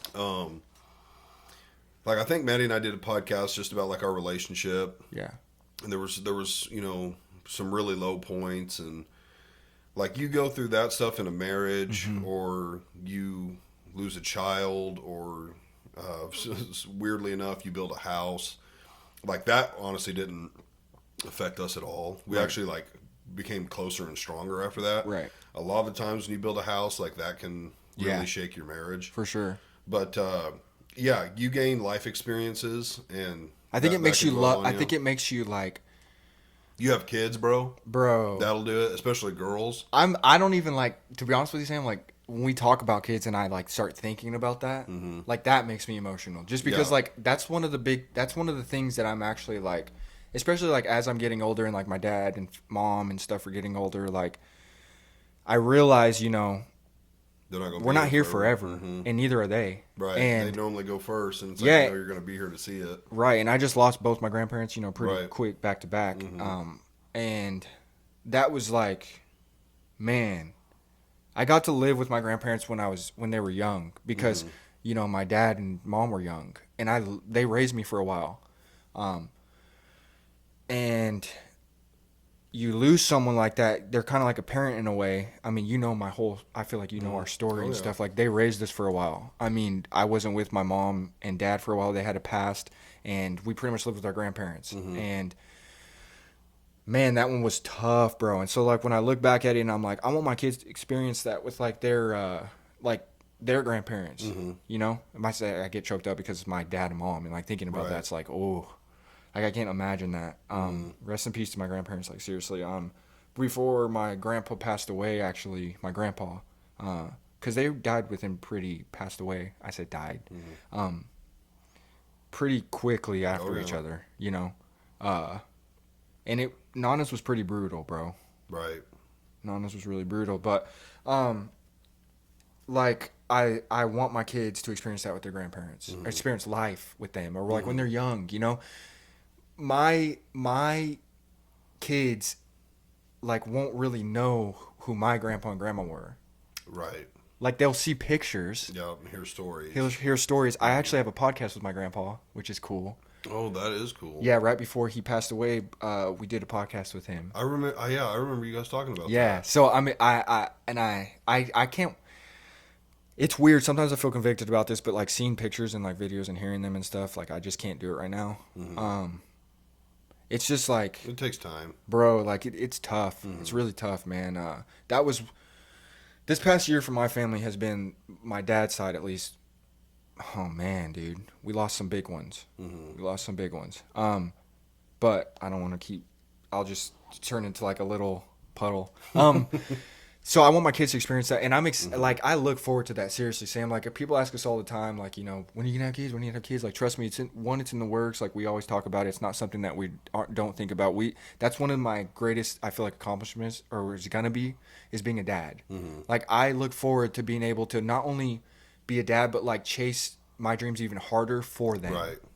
Chasing like success for them, whatever that is. I'm sure you think the same Do you have way. a plan for that? For Like, when you want to have kids? Yeah, we don't like, Discuss it. no, Yeah. because we want it to be like special and surprise and I mean, but you obviously know the whole being on T. And yeah, like, you gotta yes, go yes, off yes, that. yes, yes. So I discuss all of that with my coach. He knows when we have a timeline, and he knows How like long have you been on it? testosterone. Yeah. So I wasn't on until about a month ago. Are you cycling? So I went so after my show, I went through. I think it's like I think this is like a bodybuilder thing, honestly. But like after my show, prep is really hard, really hard. And I want to also real quick preface. I want to give a shout out to my wife because she went through a lot with that, a lot, and I mean that. Like we went through hell with that, bro. She couldn't go do things because I couldn't do things, and it's not because I told her she couldn't. She didn't want to. You know what I mean? Like it's not fun without your spouse, and so it affected her too. We went and tried golfing one day, and after 2 holes, I was like, I can't do it, babe, and she was like, I could tell it hurt her, but she knew that what I was doing, but also it like that does something, not being able to. She sacrificed so much for me, dude. Honestly, like prep, it was hard during the time, but after it built us. It did something, especially like after she got to see me on stage and like show that it actually it all worked. I got second place. Like even if I wouldn't have got second place, I did it. Right. I competed against 20 people and getting second place is like for your first show ever. It's really good. I was like, dang, I could do this. One, it gave me that, and then it showed her, like she could. When I stepped on stage, she could probably vouch for this. Something clicks, bro. Like when I stepped on stage, I'll show you my routine one day, but like. I could not see nobody in the crowd. You remember when you were playing football? Let's go back to high school football for a second, cuz. Let's go back to high school football. When you're playing football and you're on the field, it's like let's say 4th and 2, and your coach is like, let's go for it.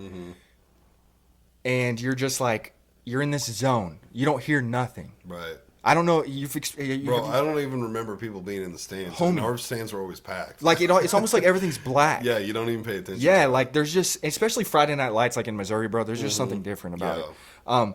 You're just, I also want to say, like, I looked up to you a lot when you were in school. By the way, like seriously, like come on, kid. No, seriously, like I remember like telling Dad and. Like I want to be like Sam because you were a big lineman, like beefy dude, like you would just destroy, like I remember that stuff. And did you get to see me play? Because like 1 or 2 times. How? So I think when you were a junior and I was a sophomore, I didn't play too much on varsity, and so I think 2 games or something I would go and watch you. Yeah. I remember 2 games. Yeah. I forget who you were playing. I got to see you after I graduated. Oh, for real? I don't remember that. I went to a couple. Oh, okay. Yeah. Anyways, like, yeah, I remember watching you, and yeah, you were a big reason why I actually liked football so much, honestly. Bro, football was so fun, wasn't it? So fun, dude. It was.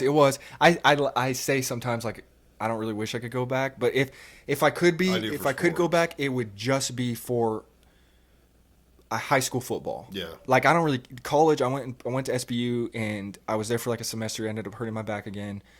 And it was different atmosphere. It's not the same. I do not care what anybody says. When you go to college, at least for me, the camaraderie is not the same. It's a business. And I went to SBU where these coaches were like Christian, and nah, bro. Right. When you're on the field, dude, right? Get the, like they're cussing at you, like, and you're just like, bro, this is not what I. Anyways, that ended abruptly when like a linebacker hit me in the back again, and I broke my back. But so when you're back in Friday nights, everything's gone. You don't hear nothing. Right. I don't know. There's just like this zone. It's really true. It's a zone or something, bro. I don't know. You're just, and it happens every game. Yeah. But it goes by fast. Yeah. It goes by fast. I mean, I can remember hearing people yell and I could hear that. Yeah. I can remember it, but honestly, like, until we just talked about that, like, that's a memory I would have had to have dug through to remember hearing people. Yes. Because I just remember playing, and you could see like people. You could see like kind of the you were a center. Center, yeah. You could see like the players in your head almost, like right now. Like I remember being at cornerback, and I told myself my last game, my senior year, we were playing against Reed Springs, and I was out at corner, and we lost by a touchdown, which is brutal. But I remember standing there like telling myself, I got to remember this. Yep. And I could just hear my heart. That was it. Yeah. And I could see the field. I was at cornerback. I could see the offense. And I just remember it was just like slow motion. I don't know. Yeah. Nothing else. I could hear nothing else. Nothing, bro. That's the exact same feeling I got when I got up on stage. I went through my routine, and the only people I could see were her, my dad, and Sabrina. Because my dad surprised me at Right, I my remember competition, that. which was a big deal for me. My mother-in-law, shout out to you, Cressy. She ended up paying for my dad's ticket to surprise me, and that was also another emotional wreck for me during that week. Right. But when I got up on stage, Sam, to be honest, like I had fun during prep. It was very hard, and I enjoyed it. But like when I stepped on stage, that's when I really knew that like this is what I want to do. It gave me that feeling again Yeah. where everything's gone, and all I could think about was them, my why, and the judge. Like this, I'm winning this, bro. Like this is my show. Right. Like in football, I'm winning this. You know. And I remember I was nervous, but then as soon as that Moses Martinez, number 83, I come out and I'm like.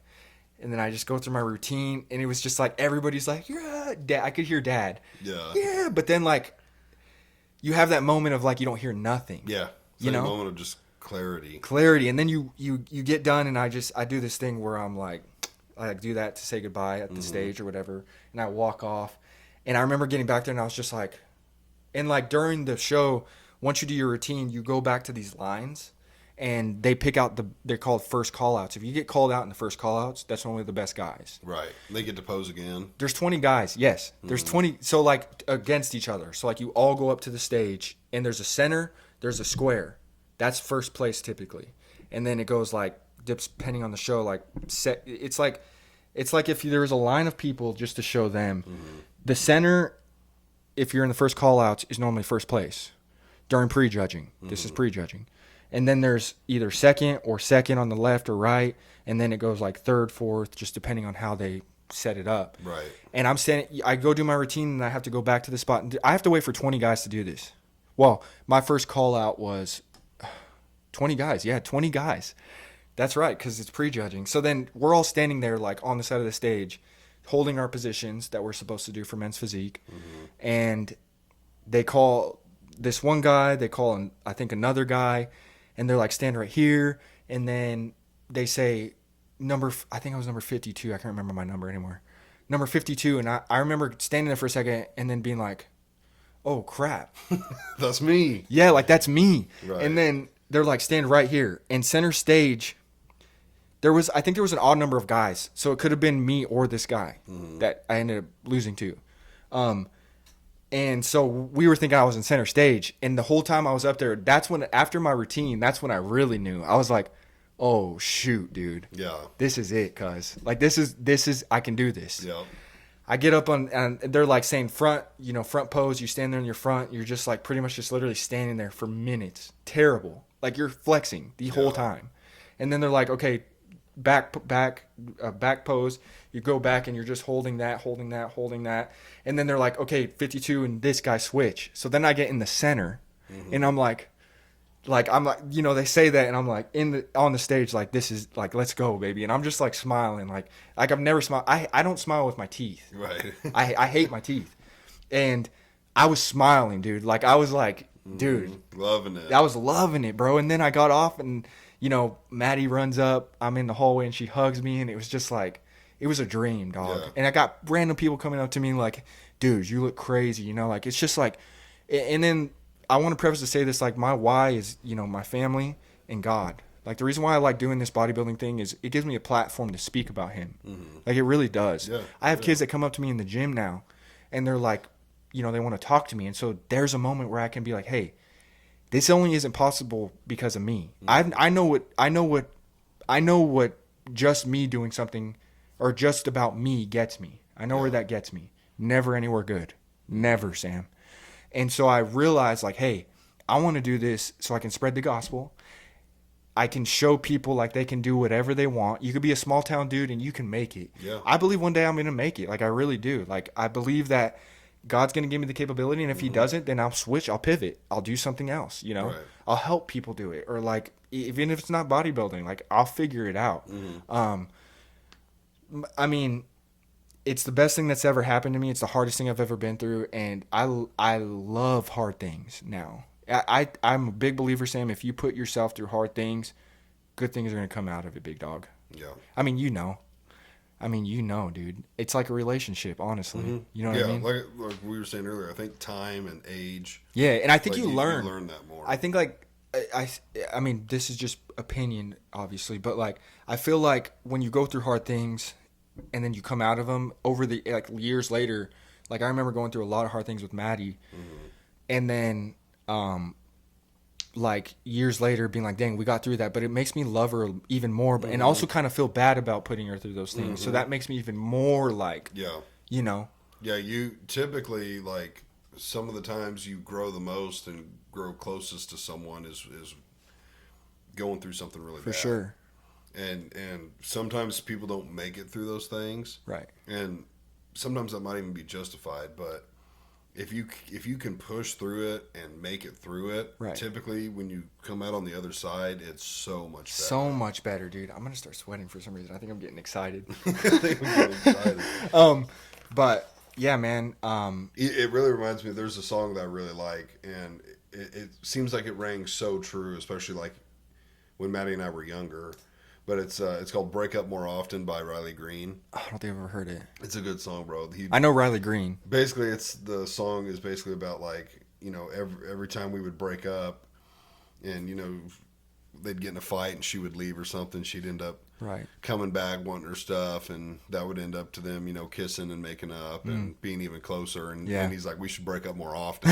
Oh, I got you. Like, I see every time yeah. this happens, we grow closer Yeah. and stronger together. Yes, it's true. Going through hard things builds strong, really does. strong relationships, dude. That's like I've heard of a couple before that said that they never fought, never had any arguments, and I'm thinking, bro, you must have had one boring ass marriage if you didn't ever fight. Or about something else was nothing. going on that nobody knew about. Because Right? Because I mean, it's how could you inevitable, not? bro.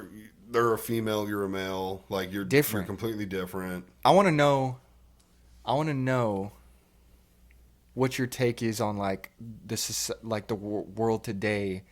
I feel like men aren't men.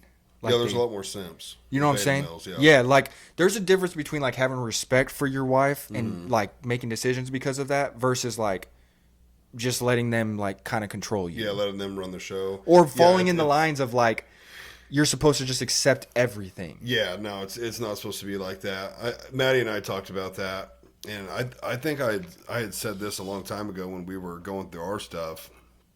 We were kind of talking to maybe your dad, but I said behind every good king is a good queen, and like your spouse, your wife plays such an important role Huge, dude. on how you make decisions, and there a lot of decisions we make together, and it's typically something that I'll bring to her and say, what do you think? Yeah, I agree. No, I don't agree. And then from there, it really does become, it's still my decision a lot. Right. But, if she gives the green light, it's like, okay, then I'm correct. Right. Like we're both agreeing to this. Right. If she gives, she doesn't give it the green light, then I either have to think, okay, am I approaching this wrong? Right. Or is she just thinking more emotionally? Because women think more emotionally. Yes. Men think more logically. Women are softer and kinder, and men are harder and normally not as kind. Right. But there's times where the man needs that kindness and that softness 1000%. because we're not looking at it from that perspective. Yeah. And there's times where the women need that hardness and they need to be told no. Like you're thinking with your heart right now. Right. You're not thinking logically. One thing I can think of is when I sold my motorcycle. Maddie and I loved that bike. Right. I mean, we had customized it. It was everything we wanted. We absolutely loved it. And then we built this house, and it was just too much of a financial drain. We had a baby. We weren't riding it as much. And I was like, I got to get rid of it. And we had talked about selling it. She didn't really want to. I ended up taking it to the dealer and selling it to him. I think I told her, but she kind of thought I was joking or didn't know when or if I was going to do it. Dang. And I trailered it down there and dropped it off. Dang. And I came home and she was like, where were you at? And I said, I just sold the bike. And she was like, no, you didn't. And I was like, babe, you don't understand. Like, this kills me. Like, I literally drove it up there, got off of it. I didn't even turn around and look back because I was like, I'm going to change my mind. And I'm like, I cannot change my mind. I have to do this for the family. And, you know, to her, it was like, well, we'll do what we have to. We'll make it work. And I'm like, babe, I do the finances. Right. It ain't going to work. Right. Dang, dude. It's not going to work. But that's good. Yeah. That's why there's that balance, and that's why we need them. You know what I'm saying? Yeah. Like I was literally thinking on the way here, because I was thinking like I wanted to talk about relationships with you, and Maddie, it's exactly what you said. She's like the softer she's the softness when I need it. Because I mean, we're alike in a lot of ways of like, I feel like we could say things straightforward to each other and it not really like, we know that we're not trying to hurt each other's feelings. Right. You know what I'm saying? We're just saying it how it is sometimes. And sometimes I don't need to be, sometimes it's not good to be like that though. Right. You know what I'm saying? Right. And that's where Maddie comes in and she's like, and sometimes even at the time I'm like, bro, don't tell me how to, you know, but then I have to step back and realize like, ooh, she's actually kind of helping me here. Because I could say something stupid that hurts somebody or that does something. Right. You know, because I mean, when I get angry, especially, it's just reaction for me. So, you know, I just think, bro, like, it's relationship. I think that the world is trying to make relationships something different right now. Yeah. Like they're trying to make it like okay to like be with other people. They're like do this other stuff, and like honestly, bro, I'm like, there's damage, dog. Even equality, like equality, a little bit, yeah. There's different on a there's religious different levels, level. bro. Everyone's equal. Yes. We're all equally sinful and bad. 1000%. On a human level, we're not all equal. Right. You're stronger. There's an MMA fighter out there somewhere, or just an average Joe that could kick my ass. I'm not equal to him as far as, you know, if we got in a fight. There's someone dumber than a box of rocks, and I'm more intelligent than him. We're not equal. Yeah. Elon Musk is way more intelligent Bro. than me. We're not equal. Now, if we got in a fist fight, we're not equal because I kick his ass. So you fighting Elon Musk, cuz? Yeah, for money if he wants to. So people are not equal, but that doesn't mean you can't be better or worse at something than them. But generally, people are not equal. You're right. And that doesn't make you any better or like, Right, it you know what I'm doesn't. saying? As It a doesn't. person, Right. it's just the way it is. But to me, in a relationship, it cannot be any lower than 51-49. Gotcha. Now, you are you saying like percentage. as the head of the household Right. and stuff? Right. Right. You're going through everything together. Right. You're making decisions together. But there can only be one chief. Yeah, it's true. You know, you can't have two chiefs. That's biblical, too. And no Indians or one Indian. There's one chief. Yeah. So no matter what, at the minimum, the chief has 51% control. For sure. He's a chief. That's how it works. Exactly. He has the reason you have a leader is because they are in control. They are leading. Right. And the way it should be is the man is the head of the household. He's Right. the leader, the provider, the protector. He has to be in charge. Right. You can't be those things and then your woman's in charge. For sure. I don't want people to get it twisted either, though. Like, there's a difference between like a leader and somebody that's just trying to lead. You know what I'm saying? That's true too. Because I'm trying to. I agree with you. Like, there's, you know, a leader has a lot of qualities that are good. Like, you know, it's not just like I control. It's Right. more of like I'm trying to like, helping yeah, everyone. I'm trying to help you or trying to lead you. I'm trying to do everything the right way. Yeah. You know, there's a difference. So I want yeah. everyone like listening to not try to twist what we're trying to say. Yeah, and I'm not putting down women at all. Right. I literally just said. Yeah, moments you just before, said, for behind sure, every for sure. good king is a good queen. Yes. But at the end of the day, like I have to be in control. Right. And even if there's times I go against what she maybe thinks on a decision, and I make that decision, and sometimes it's right. Right. It's not that I don't need to boast over it. Yeah. Or rub it in her face, but it's like, okay, like this is why I'm leading. Yes. But there's times you make that decision and you're wrong. And you have to own up to And that. you have to own it, and you have That's to a step leader. back and think, Yeah. okay, why did I not listen to her Right. and hear her input? Right. And why did I not see that input was correct? For sure. But at the end of the day, that's what being a leader is. Like, you have to take the responsibility most of the time when it's bad. A Sure. good leader, when it's time to take responsibility for the good, it's like, hey, these guys did good. And then when it's something bad, it's I did bad. Right. So it's a lot of not taking credit, but Yeah. taking punishment. For sure. So, yeah, the world puts, women's equality, women's, all this feminism bullshit. Dude. It's like, bro, it's so toxic for them. Women, the reason you work today is because you couldn't keep your mouth shut and stay at home and take care of the kids. And you know what's funny is and now, cook. now we're in the era where like people are like, I wish, where women are, Mm-hmm. mostly I would say most are like, I wish I didn't have to work. Yeah. Well, Oh, yeah. I've heard stories where people's grandmas were like, oh, it must be so nice you have a career and a job. And, they're like, Grandma, this sucks ass. Like, I would kill to be a homemaker. But Bro, nowadays, it's know also how more this expensive. economy We made is. this, bro. Yeah, it takes two. we made this. It takes two nowadays. It takes two, and honestly, that's not bashing. There are some women that I do believe do like working. So you do you. You Yeah. know, I'm not trying to say you shouldn't, but I do know that when we have a lot of kids, if we don't own something, Maddie's probably not going to be working because she wants Right. to be a mom. You know what I mean? That's Yeah. just the way I feel like that's how it should kind of be. Yeah, she would want that's that. the ideal way. Right. But it depends, It depends on the world too. Like, bro, Yeah. our society. Shout out Joe Biden for this. Just Shout out. no, that was totally a joke. Like totally a joke. I'm But not for real. joking. No, not shout out. I'm not shouting him out though. You know what I No, mean? no, he does. I'm putting shit. him down, Yeah, guys. he does a shit. Yes, job. bro. For real. Like honestly, dude, our economy. I saw something about a person that actually makes enough to back in the past that can afford a $400,000 house. Mm-hmm. Literally, they could make enough money, but because it's the economy's so bad, Inflation. they won't get the loan for it. Right. They won't even give them the loan for it because they have Mm-hmm. to make almost double. Rent's really bad about that right now. Dude, they want it's you to terrible. make they want you to make what you pay in rent in 1 week or something, or Yes. 2 weeks. I can't remember, which you should, but I think it's a week. So if your rent's $2,000, they want you to make $2,000 a week in rent. And it's bro, a lot of people that's a can't. good paying job. Yeah, It's a especially in really Missouri. good yeah. Especially in Missouri. Yeah, so I don't know. To me, it takes two, unless the one has a really good paying job. Right. And when I say real good paying, I'm Real talking good paying. minimum.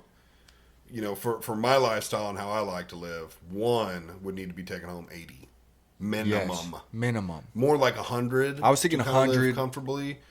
You could maybe live comfortably and have nice things and still go out to eat and do Right. shit on 80. But again, 80 and 6 kids, no. Right. 80 and 2 kids, yeah.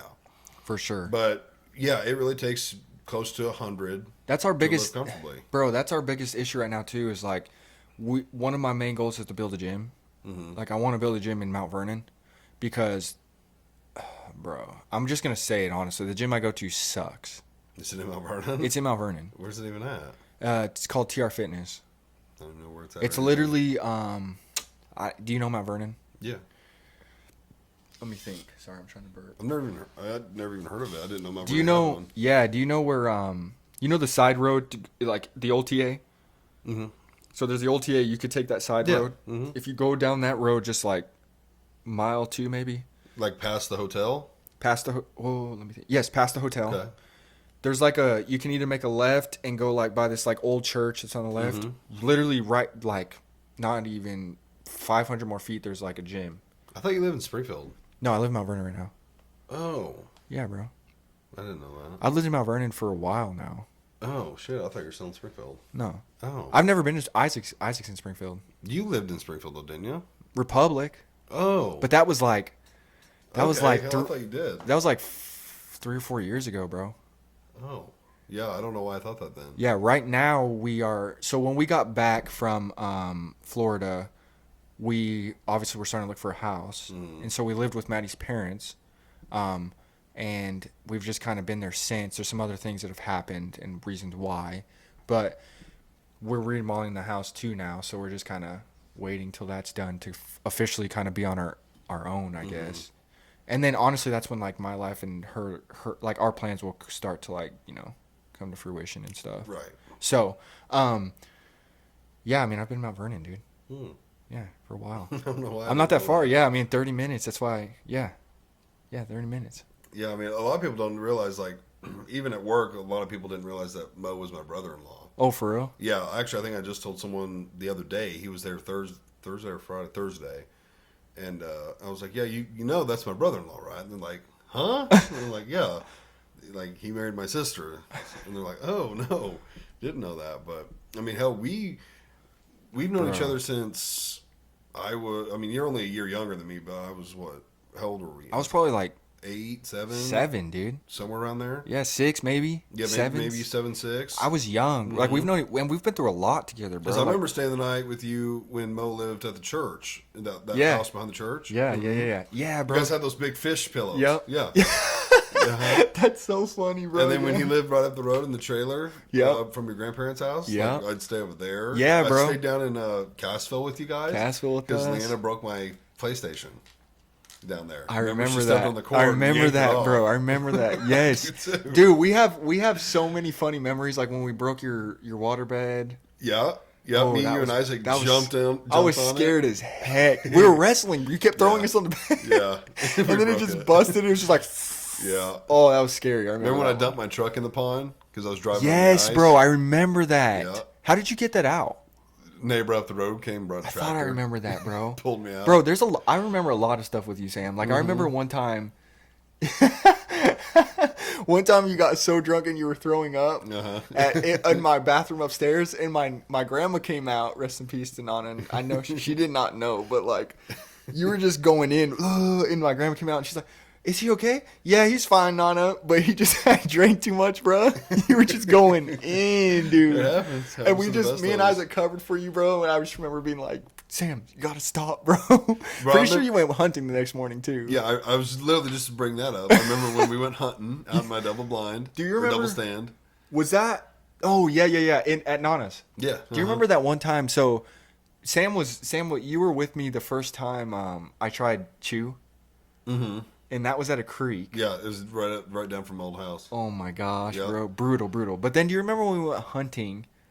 And we were like sitting by a tree. It was a different spot. It wasn't my grandma's. Oh, yeah. And you let me try again. Yeah. And during the trip, I started yakking, bro. Yep. Mm-hmm. And you were like, Moses, shut up. I think I have a picture of that on Facebook still. Seriously? You're looking at me smiling. We're sitting in our chairs, and I have a picture of you looking at me. I think it's on Facebook. That's wild, bro. Yeah, we've been through a lot together, dude. Mm-hmm. Like, yeah, we grew up together. Man, yeah, we grew up together. I met so many people because of you, like Chase Mays and Jacob Creed and Zach Hyde and Bo, and was there a Lauren Meeks? Lauren Meeks. Yeah, he moved away back in like 7th or 8th grade, I think. Yeah, because I remember I met them all at a church thing in Mount Vernon. Mm-hmm. Like my dad picked all of us up, and that's kind of when like I started knowing all your friends and stuff. And then ever since, like I kind of grew up with them too, like because of you. Like we'd come over and stuff. And they'd be there. Yeah, and that's so cool to me because like I still see them now, and they're like, Little Mo, you know, like I just gained some friends because of you. Like honestly, it's so cool. Like I love that. I'm a very like my face sometimes I have RBF, but like I love talking to people, bro. Seriously, like when I'm in the gym, I tell people like I'm just locked in. It's a zone. Right. But like I love to talk to you. But also like at the gym, it's like, you know. What always trips me out is seeing Isaac now. Yeah. Because I feel like once we started driving, we didn't hang out as much. Well, that's not even true because I used to drive down to your grandparents. You would drive down all the time, yeah. But I don't know, probably 18-ish, 19, going into college. We didn't hang around as much. You got a car, you were doing your own thing. Yeah. But Isaac was still young enough that like every time I see him, I see little Escrete. Yeah. I mean, every time I see him, and he's grown up now, and I'm like, dude, I do not remember you growing trippy, up. bro. Like I remember me and Mo getting bigger and older. Yeah. But I always remember him being this tall. And now he's taller than me, and like, you know. I know. It trips me out every time I see him. Yeah. Because I'm like, man, I forget you grew up too. Like, yeah. And he's a totally different person, bro. He's a totally different person than when he was little. He's just more annoying now. I'm just kidding. Bro, he's more manly now. He is, and he doesn't like, he's my brother, bro. You know, we grew up, we did a lot together. We don't see each other as much anymore, but that's just what happens with age. That's what happens. And then he's got a girl, and, you know, I've got my own thing going. I mean, it's exactly what kind of happened to us for a while. Mm-hmm. And then you get to a phase, I feel like, where, especially when you're not married, I don't know, there's like, sometimes you hang out with some friends that Creed and like all these other guys are different, you know what I'm saying? But like, I don't know, I noticed that like some of my friends that I used to hang out with we don't like doing the same things a lot of the Right. time. And my group has just also gotten smaller because I just don't really hang out with many people. Well, your friend group just it gets smaller. and I because and I wouldn't say people they're move not away. friends though. Yeah, I would say we just don't see each other. Yeah, you have You know. different you have different lives. Yeah, you and then know? if they're single, especially sometimes it's different. right, they want to go out to the bars and the Yeah. clubs, and it's like, bro, I got. And I don't have a house right now, so it's not like, hey, come over. Right, yeah, You know what I'm that saying? makes it tougher too. So it's like, and I don't want to invite people to someone else's house, like Mm-hmm. and it's just different. or if you have kids and they don't, it's like yeah. there's a separation there. Right. Like, And if it you just didn't happens. know each other that well, if you didn't like grow up, like you and Creed and your buddies like grew up together. Oh yeah. You know what I'm saying? I went to Mount Vernon until 5th grade and then went to Aurora and then, I was there till I graduated, but like I didn't really grow up like when I was really, really young with a certain group of guys Right, 'cause for you a long switched time because I schools switched and- schools. So like I don't really have like I have my day one friends like Kyle Danforth and like I'm not gonna say all these guys' names because someone is gonna get mad if I don't say their name, But I know my groomsmen are like the guys I can count on. That's why I picked them. But like your group just changes, dude. And Yeah. even sometimes you lose, the close ones too. I mean, it just happens. And it's not honestly, it's not like I don't want to see them or something. It's more of just like we just went different ways. Yeah, you go different ways. And I don't There's wish only nothing so much- bad. There's only so much time in the day. Right. I don't wish nothing bad with you guys. It's Yeah. just like we're doing different things, Yeah. you know? No, yeah, your friend group will definitely get smaller. For sure. You'll have your 2 or 3 real close buddies, Right. and then you'll have a handful of buddies that you see maybe a couple times a year. Yeah. And you're still good with. You're still them, good but with you them. just you don't see each other that much, Yeah. and then you have people you just totally lose contact with. Yeah. And obviously you're normally fine with it because you don't reach out. Yeah. And that could be for multiple different reasons. Yeah. They're going down a wrong path For sure. that you don't agree with, or Yeah. they moved to California and it's like we're never going to see each other. Not that Right. you can't call and text and stay Right. in touch, but there's just so many different reasons that people fall apart. Right. You also kind of just like, I feel like at least, like you only need a certain amount of, That's true too, in my opinion. you know what I'm saying? Mm-hmm. Like to be honest with you, like I have a couple close friends and stuff and I love hanging out with them and stuff, but like, I really enjoy just being with like my wife a lot of the times and then Yeah. also doing my own thing. Like I like Yeah. kind of doing my own thing. Honestly, like I want to hang out with people sometimes, but then also like I'm like, okay, this is enough. Like You're more of an introvert. I'm more of like honestly, so and am I. and I'd rather just like, I don't know, my hanging out with friends, especially now. I mean, football. I love watching football. Mm-hmm. I love like, playing games is my favorite. That's my form of hanging out with people. Honestly. Yeah, that's mine too. A lot. Like, just especially talking. people you don't see them that often because Right. they got a weird schedule. They live far away, but it's like, bro, I can hop on 2 or 3 times a week and Let's talk go, with them. dude. Mhm. Yes, that's what I like to do. That's my version of hanging out now. Yeah. Because like one, you don't have to drive and like. You're bros. Like you don't Yeah. have to see each other. You know what I mean? Like it's like this is us like work like being Like together. I don't know. You know Jordan Burt? Yeah. Like I don't see him, but maybe once a year. Right. At like Howdy Neighbor Days or something. Right.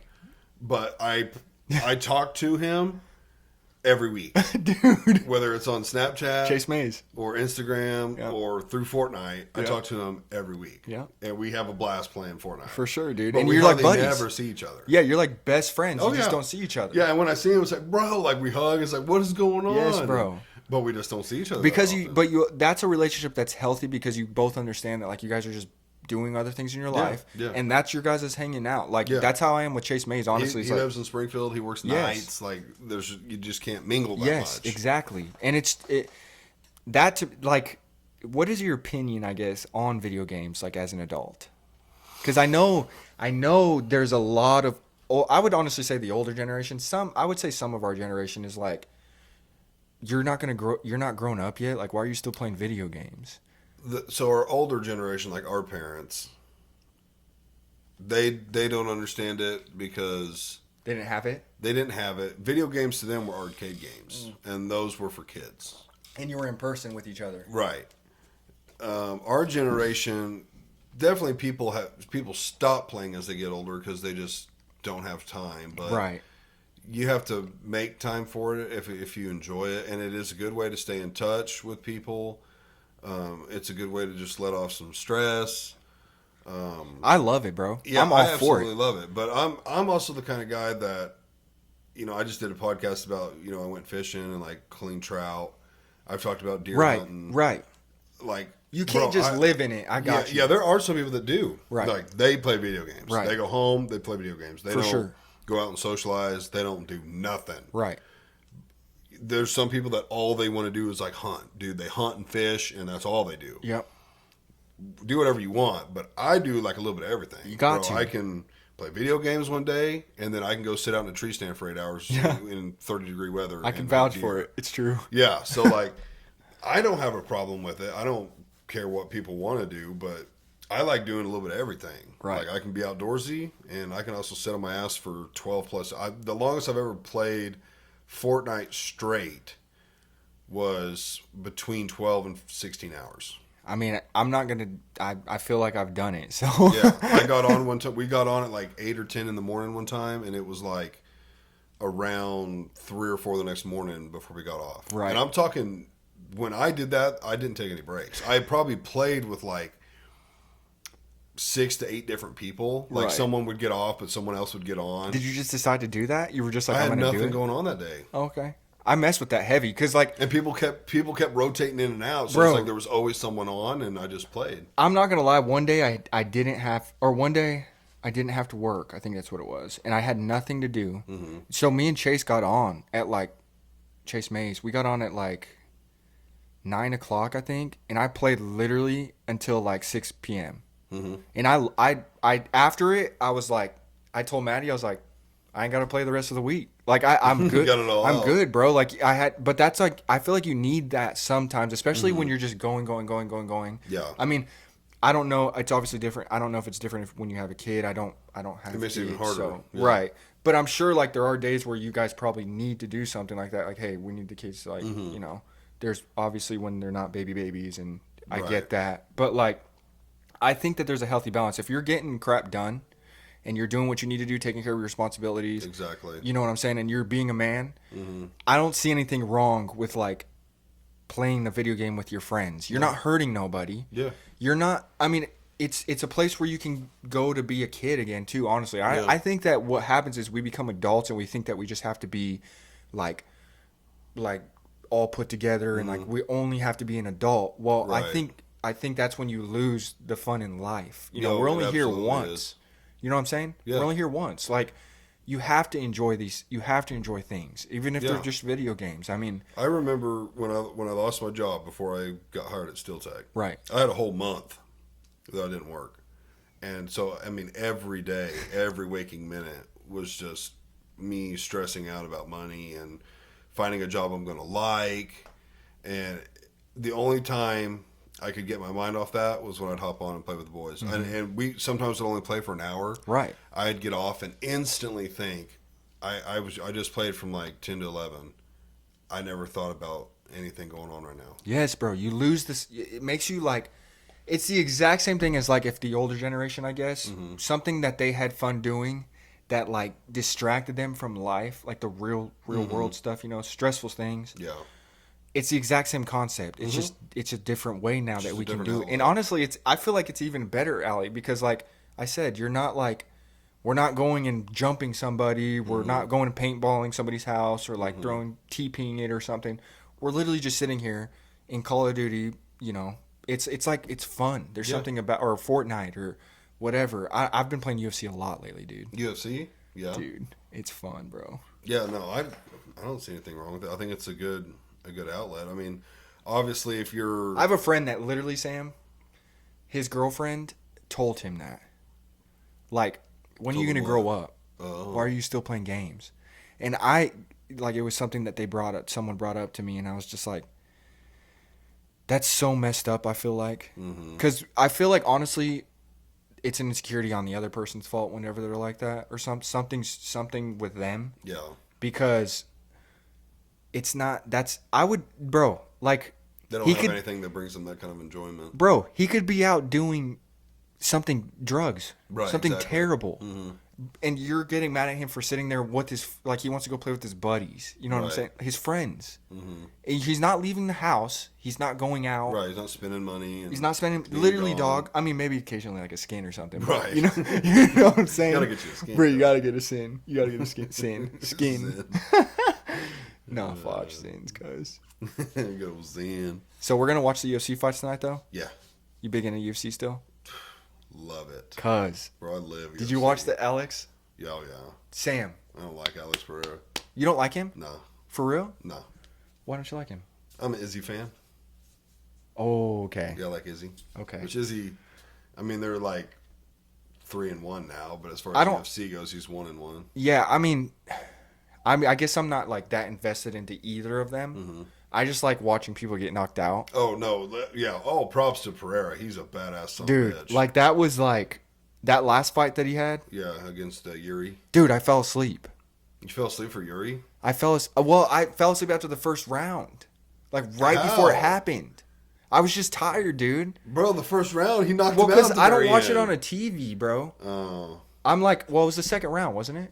I need saw to him knock him broadcast out. it to your TV. I saw him knock him out. But I was on my phone and Maddie had like on the TV some other show on and I was kind of distracted. And dude, for some reason, at like 10 o'clock right now, I just get like, I just fall asleep, bro. right. I don't know. I don't know if it's because I'm eating more food and it just makes me tired or Yeah. something. Probably. But as soon as like we start watching something, bro, at 10 o'clock every night, I can literally just doze off. Bro, he knocked him out at the end of the first round. And Yeah, then I they saw him kept knock him going. down. No, well, he definitely knocked him down, but he was loopy. Right, and then Yeah. they sent him to the corners, Mm-hmm. and I think so. I don't know if it'll get me in trouble or not, but you know how we use that app or that I watch it online. I think sometimes it Right. lags, Right. and I think it was one of those moments, and I just sat my phone down or something and just Mm. wasn't thinking about it, and then just like fell asleep. But I woke Right. up the next day and I was like, I told Maddie, I was, he knocked him out like in the second round, bro. Right beginning, yeah. I literally fell asleep like right before it, dude. Pereira's really good. He's really good. You think he's gonna fight John Jones? Yeah, if they'll allow it, I'm sure they will. Yeah, Daniel's pretty much already said he'll let I mean- him go up to heavyweight for it. Bro, So, here's my opinion. John Jones is the GOAT. win or lose, obviously. Yeah, winner, it doesn't matter. Of all time, John Jones is I the agree. GOAT. I'm right there with you. He's Dana said it he's- himself. Yeah, Dana is a big advocate. He's undefeated. Of course, if people want to fact check me on that, he's lost one fight, but he really didn't. It was total bullshit. I don't remember that. Yeah, what did they disqualified him for something? I think, but Oh, that's not I mean, even Dana said it. He's like, he calls him undefeated, and he doesn't A look. DQ's first of all, like, He doesn't look at that loss as valid at all. Right. Most people say he is undefeated. isn't that crazy that Dana? It's the judges.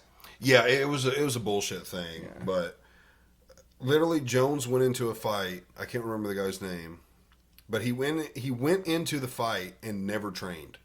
He did no training camp. Training camps are anywhere from 8 to 12 weeks. Right. He did no training Brutal camp. too. Almost lost.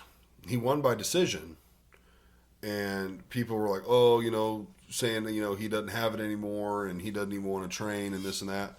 Well, they had a rematch, and he trained for that one and destroyed him. But it was the fact that he won and didn't even do a training camp. Right.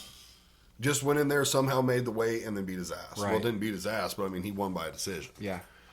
But when you factor in Jones's abilities and his I legacy, just think he has it all. It's the thing. Yeah, he has it all. He You know what I'm saying? Like, he can punch, he can grapple. Yeah, he can strike. The thing that bugs me with these Russian dudes, I it can't doesn't bug stand me. them. All they freaking do, bro, Is grapple. Is grapple. Mm-hmm. That's all That they is do. that is so annoying to me. No So one likes watching I- that though. See, I do. I'm one of those people. I like MMA for its entirety. The entirety. I though. like seeing people wrestle. I like seeing the jiu-jitsu.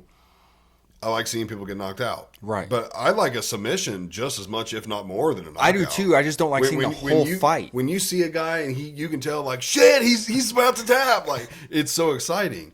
But yeah, when all you want to do is take him to the ground Right. and then not even do a whole lot with it, I respect it, because if I couldn't strike with someone, Right. I'm taking them down. Most I weigh likely. 280. Yeah. I'm going to take you down and lay on you. Yeah.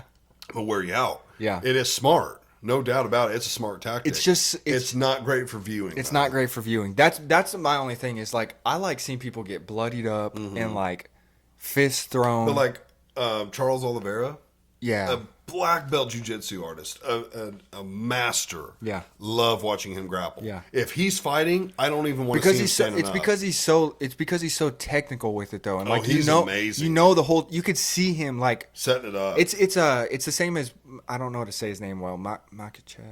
Islam Makhachev. Islam Makhachev. Yes. I don't know how to say it. That's Makhachev, why. yeah. Makhachev. But like he's boring sometimes. But like if you sometimes watch him too, he's very like everything that he is doing. You can see like his legs like flex at certain points, and then like he's like slowly like moving his hands in. It is something fun to watch at times, especially whenever his last fight, like there was he threw a lot more punches before he decided to like. Yeah, when he fought because they kept Dustin Poirier. Yeah, because they kept saying like he's not gonna throw any punches. He's just gonna get on the ground. That was a good fight. I hated seeing Dustin. I hated seeing Dustin lose, bro. If I would have put money on it, I would have put money on it. I don't think he wins again though, man. He might retire. I think he needs to. He said right honestly. there that he might be done. To be honest, I don't think he should. I think he's still got stuff in the tank. I just don't think he wins one though, bro. Who's he gonna win? Who's he gonna beat? They could give him a rematch because it was that good of a fight. It was a good fight. I don't think he'd win either, but man, he could fight and he's got other stuff where he's making money, right?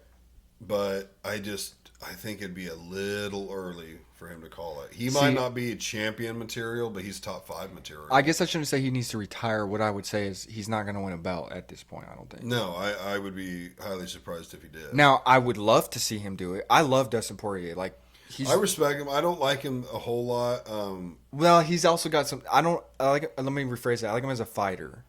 Well, I just don't like him a whole lot because him and the McGregor stuff. I'm a huge McGregor You like fan, McGregor? bro. I love McGregor. To be honest with you, bro, I didn't watch to be real with you. I didn't get into UFC until about kind of really get into it because I like to watch them almost every Saturday. I mean, the main event tonight's like females, right? Yeah, it's that Rose chick. She's badass. Right. So like, I don't watch them too much, like the girls. I've just never. I know a few. I got into it like a year or two ago, and so I know a little bit. Right. I watched it back in the past. I remember like my dad would go to people's houses and we would watch it, but I never got really into it until now recently, especially because it's just like it's blown up. Oh, yeah, I feel really like blown up. Like it's. I've heard from multiple people say, even famous people, like it's probably the best sporting event to go to. Yeah. Oh yeah, it looks awesome. Dude, have you ever went? I was gonna ask. Not to UFC. I want to go so bad, dude. I've only been to football and baseball. Football, Cardinals, yeah, and Chiefs. The Chiefs. Chiefs. Dang, bro. Bro, I so regret not going to the playoff game. You had tickets? No, but I could. It was when it was like negative. Which 15 one? Oh, against the Dolphins. Cause I heard that you one can pick up tickets for $69 because everyone was just getting rid of them. Yeah, like I know people that went. Creed went. Yeah, he went.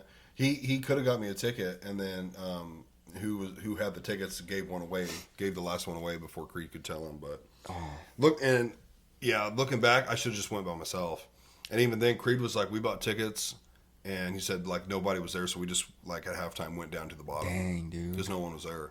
Dang. A playoff game. You can't get tickets that cheap for playoff games. No, and it was freezing, though, huh? Yeah, it was like -10, -15. Cuz. Or 0. I don't know. The wind chill was, like, terrible. Into the negatives. Yeah. And the temp was, like, 0 to -10. They pretty much slaughtered them, too, didn't they? I think we did. I think we really started pulling away. I'm pretty sure. By Like 3 touchdowns or something. Maybe it might have been a different. No, it was that game. No, it was the other one. Whenever they stripped the ball from Tyreek Hill. No, I think you're right. I think that was. It was in the season. Yeah, I think that was a different game. Because that game, I think they did roll them. We beat them both times. I want to say. Yeah, you did. But I think that first one was like a. The playoff game, I think we beat them down pretty good too. It's a playoff game too. Yeah, but I mean they were way out. You guys pretty much beat. They come from Miami. Yeah. Where it was probably like 80 degrees. Yeah. Right. Literally, probably a week before when they probably flew out. Yeah, or the same day. Yeah. Yeah, it's nice down there. Dog. And then they come up here. Yeah, that's a huge adjustment. It does make a difference. I like honestly, I was one of those people who didn't think it did, but it makes a difference. For you, because you're used to it. You know what I mean, though? Well, I like it, but like being a lineman, you're in You're always moving, dog. Linemen and a quarterback. No, I wouldn't say quarterback. Linemen are the only ones engaged on every play. Every play. A run play, I don't count the quarterback as engaged because he just gives the ball. off. But even as a run running play back, for a receiver, like if you're lined up on the left side and the ball's going to the right, you're not really that engaged. Right. Yeah, you just have to fake block or Yeah, you fake a block route for a minute. Yeah, You know what I'm saying? You kind of half-ass it. Stutter step. You're Yeah. like, But you're not. The linemen, to me, are way more conditioned Right. than anyone else. Right. Running backs would be really conditioned too. Right. They're really physical, lots of plays, but Because you're blocking something. But also there's those plays where those plays they're I chilling run a too. bubble. I run a Yeah. bubble route that's a route. That's Right. a fake bubble route. I'm just literally Right. just a decoy. Overall, the linemen are the most conditioned. They, no matter the play, pass or run, are engaging with someone else, pushing against them. I mean, every play. I have nothing but are respect doing for that. linemen. I would hate to be a lineman It's pretty fun because they're just you get no glory, but it's different. fun. It's different, Sam, for you because you're a big dude and you just get to smash people. Mm-hmm. For me, if you put me on the line, it's not fun. No, it wouldn't be fun. It's not fun, bruh. That's why I'm like, I respect it. We but, had like, the heaviest line in our conference When you every were playing? year from freshman to senior year. see, not us. We averaged, I think our average weight was like 270, 265. Wow.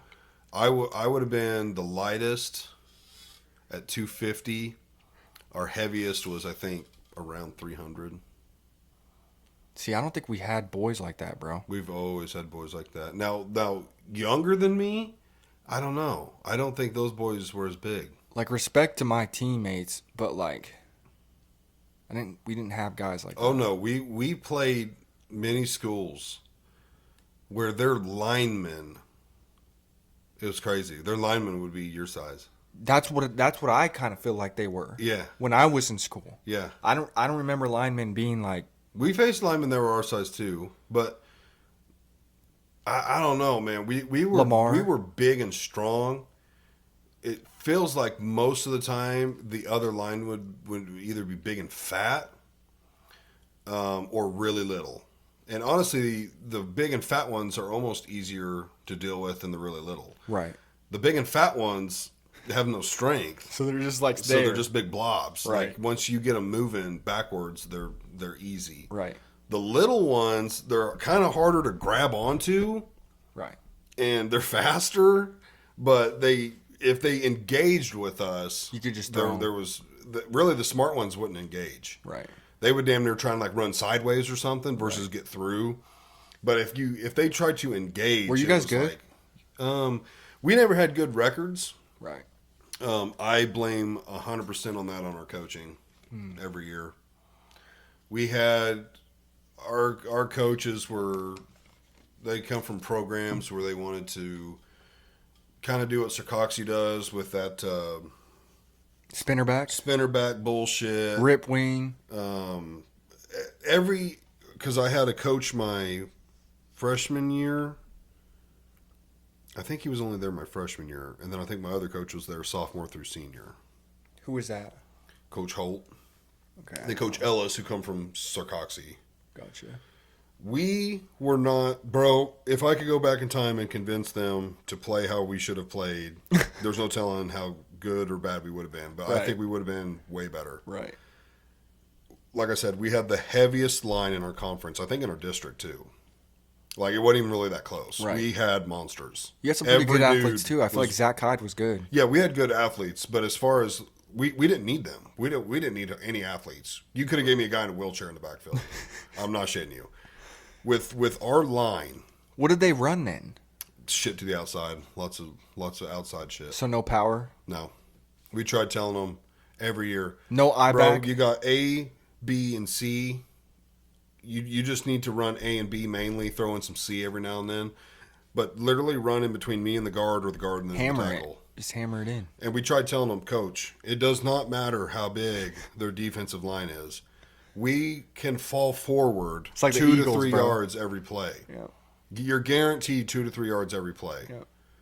And they just didn't want to do that. They wanted to, probably They were trying to. They were, wanted to look fancy. Yeah. They wanted to be the smart play caller, and it's like, bro, no, don't be the smart play caller. Run. Let's the play left smash mouth side, football. Run the right side, and we will get you 2 to 3 yards. Did you guys ever run play. like an I formation toss where you pull 2 guards and then? Yeah, we started doing that, and that was another downfall. Was it? Brother, we were all 250 plus. So you were just slow but strong. slow and strong, but getting tired. Right. Now, I never had to pull being a center. Right. Yeah. Which I You love. never had to. But when you got, one of our guys who was like 315 pulling, Right. Yeah. He ain't got brother, much you're in a wearing tank. him out. Yeah. We're conditioned, but we're conditioned for like muscle tensity. Right. That was I was on a We're team not that was the conditioned for opposite. cardio as much. Right. I But, had like- small guys, bro. Right. It's different. So Like, we ran smash mouthed. Right. Well, like if you took a wide receiver and a lineman and had him run, the Right. receiver's going to have better cardio. One, he don't have to carry all that weight around. Right. So he's just naturally going to have the better cardio. Right. But you take a wide receiver and a lineman and have someone equal to them and push against each other, I guarantee you the lineman will last longer. 1000%. Because his muscle tensity, where he's under that load, Right. and having to push, Right. we're more conditioned It's for that. it's like it's a shorter, like, you know what I'm saying, burst almost versus like it's a shorter, stronger. it's a shorter, stronger burst.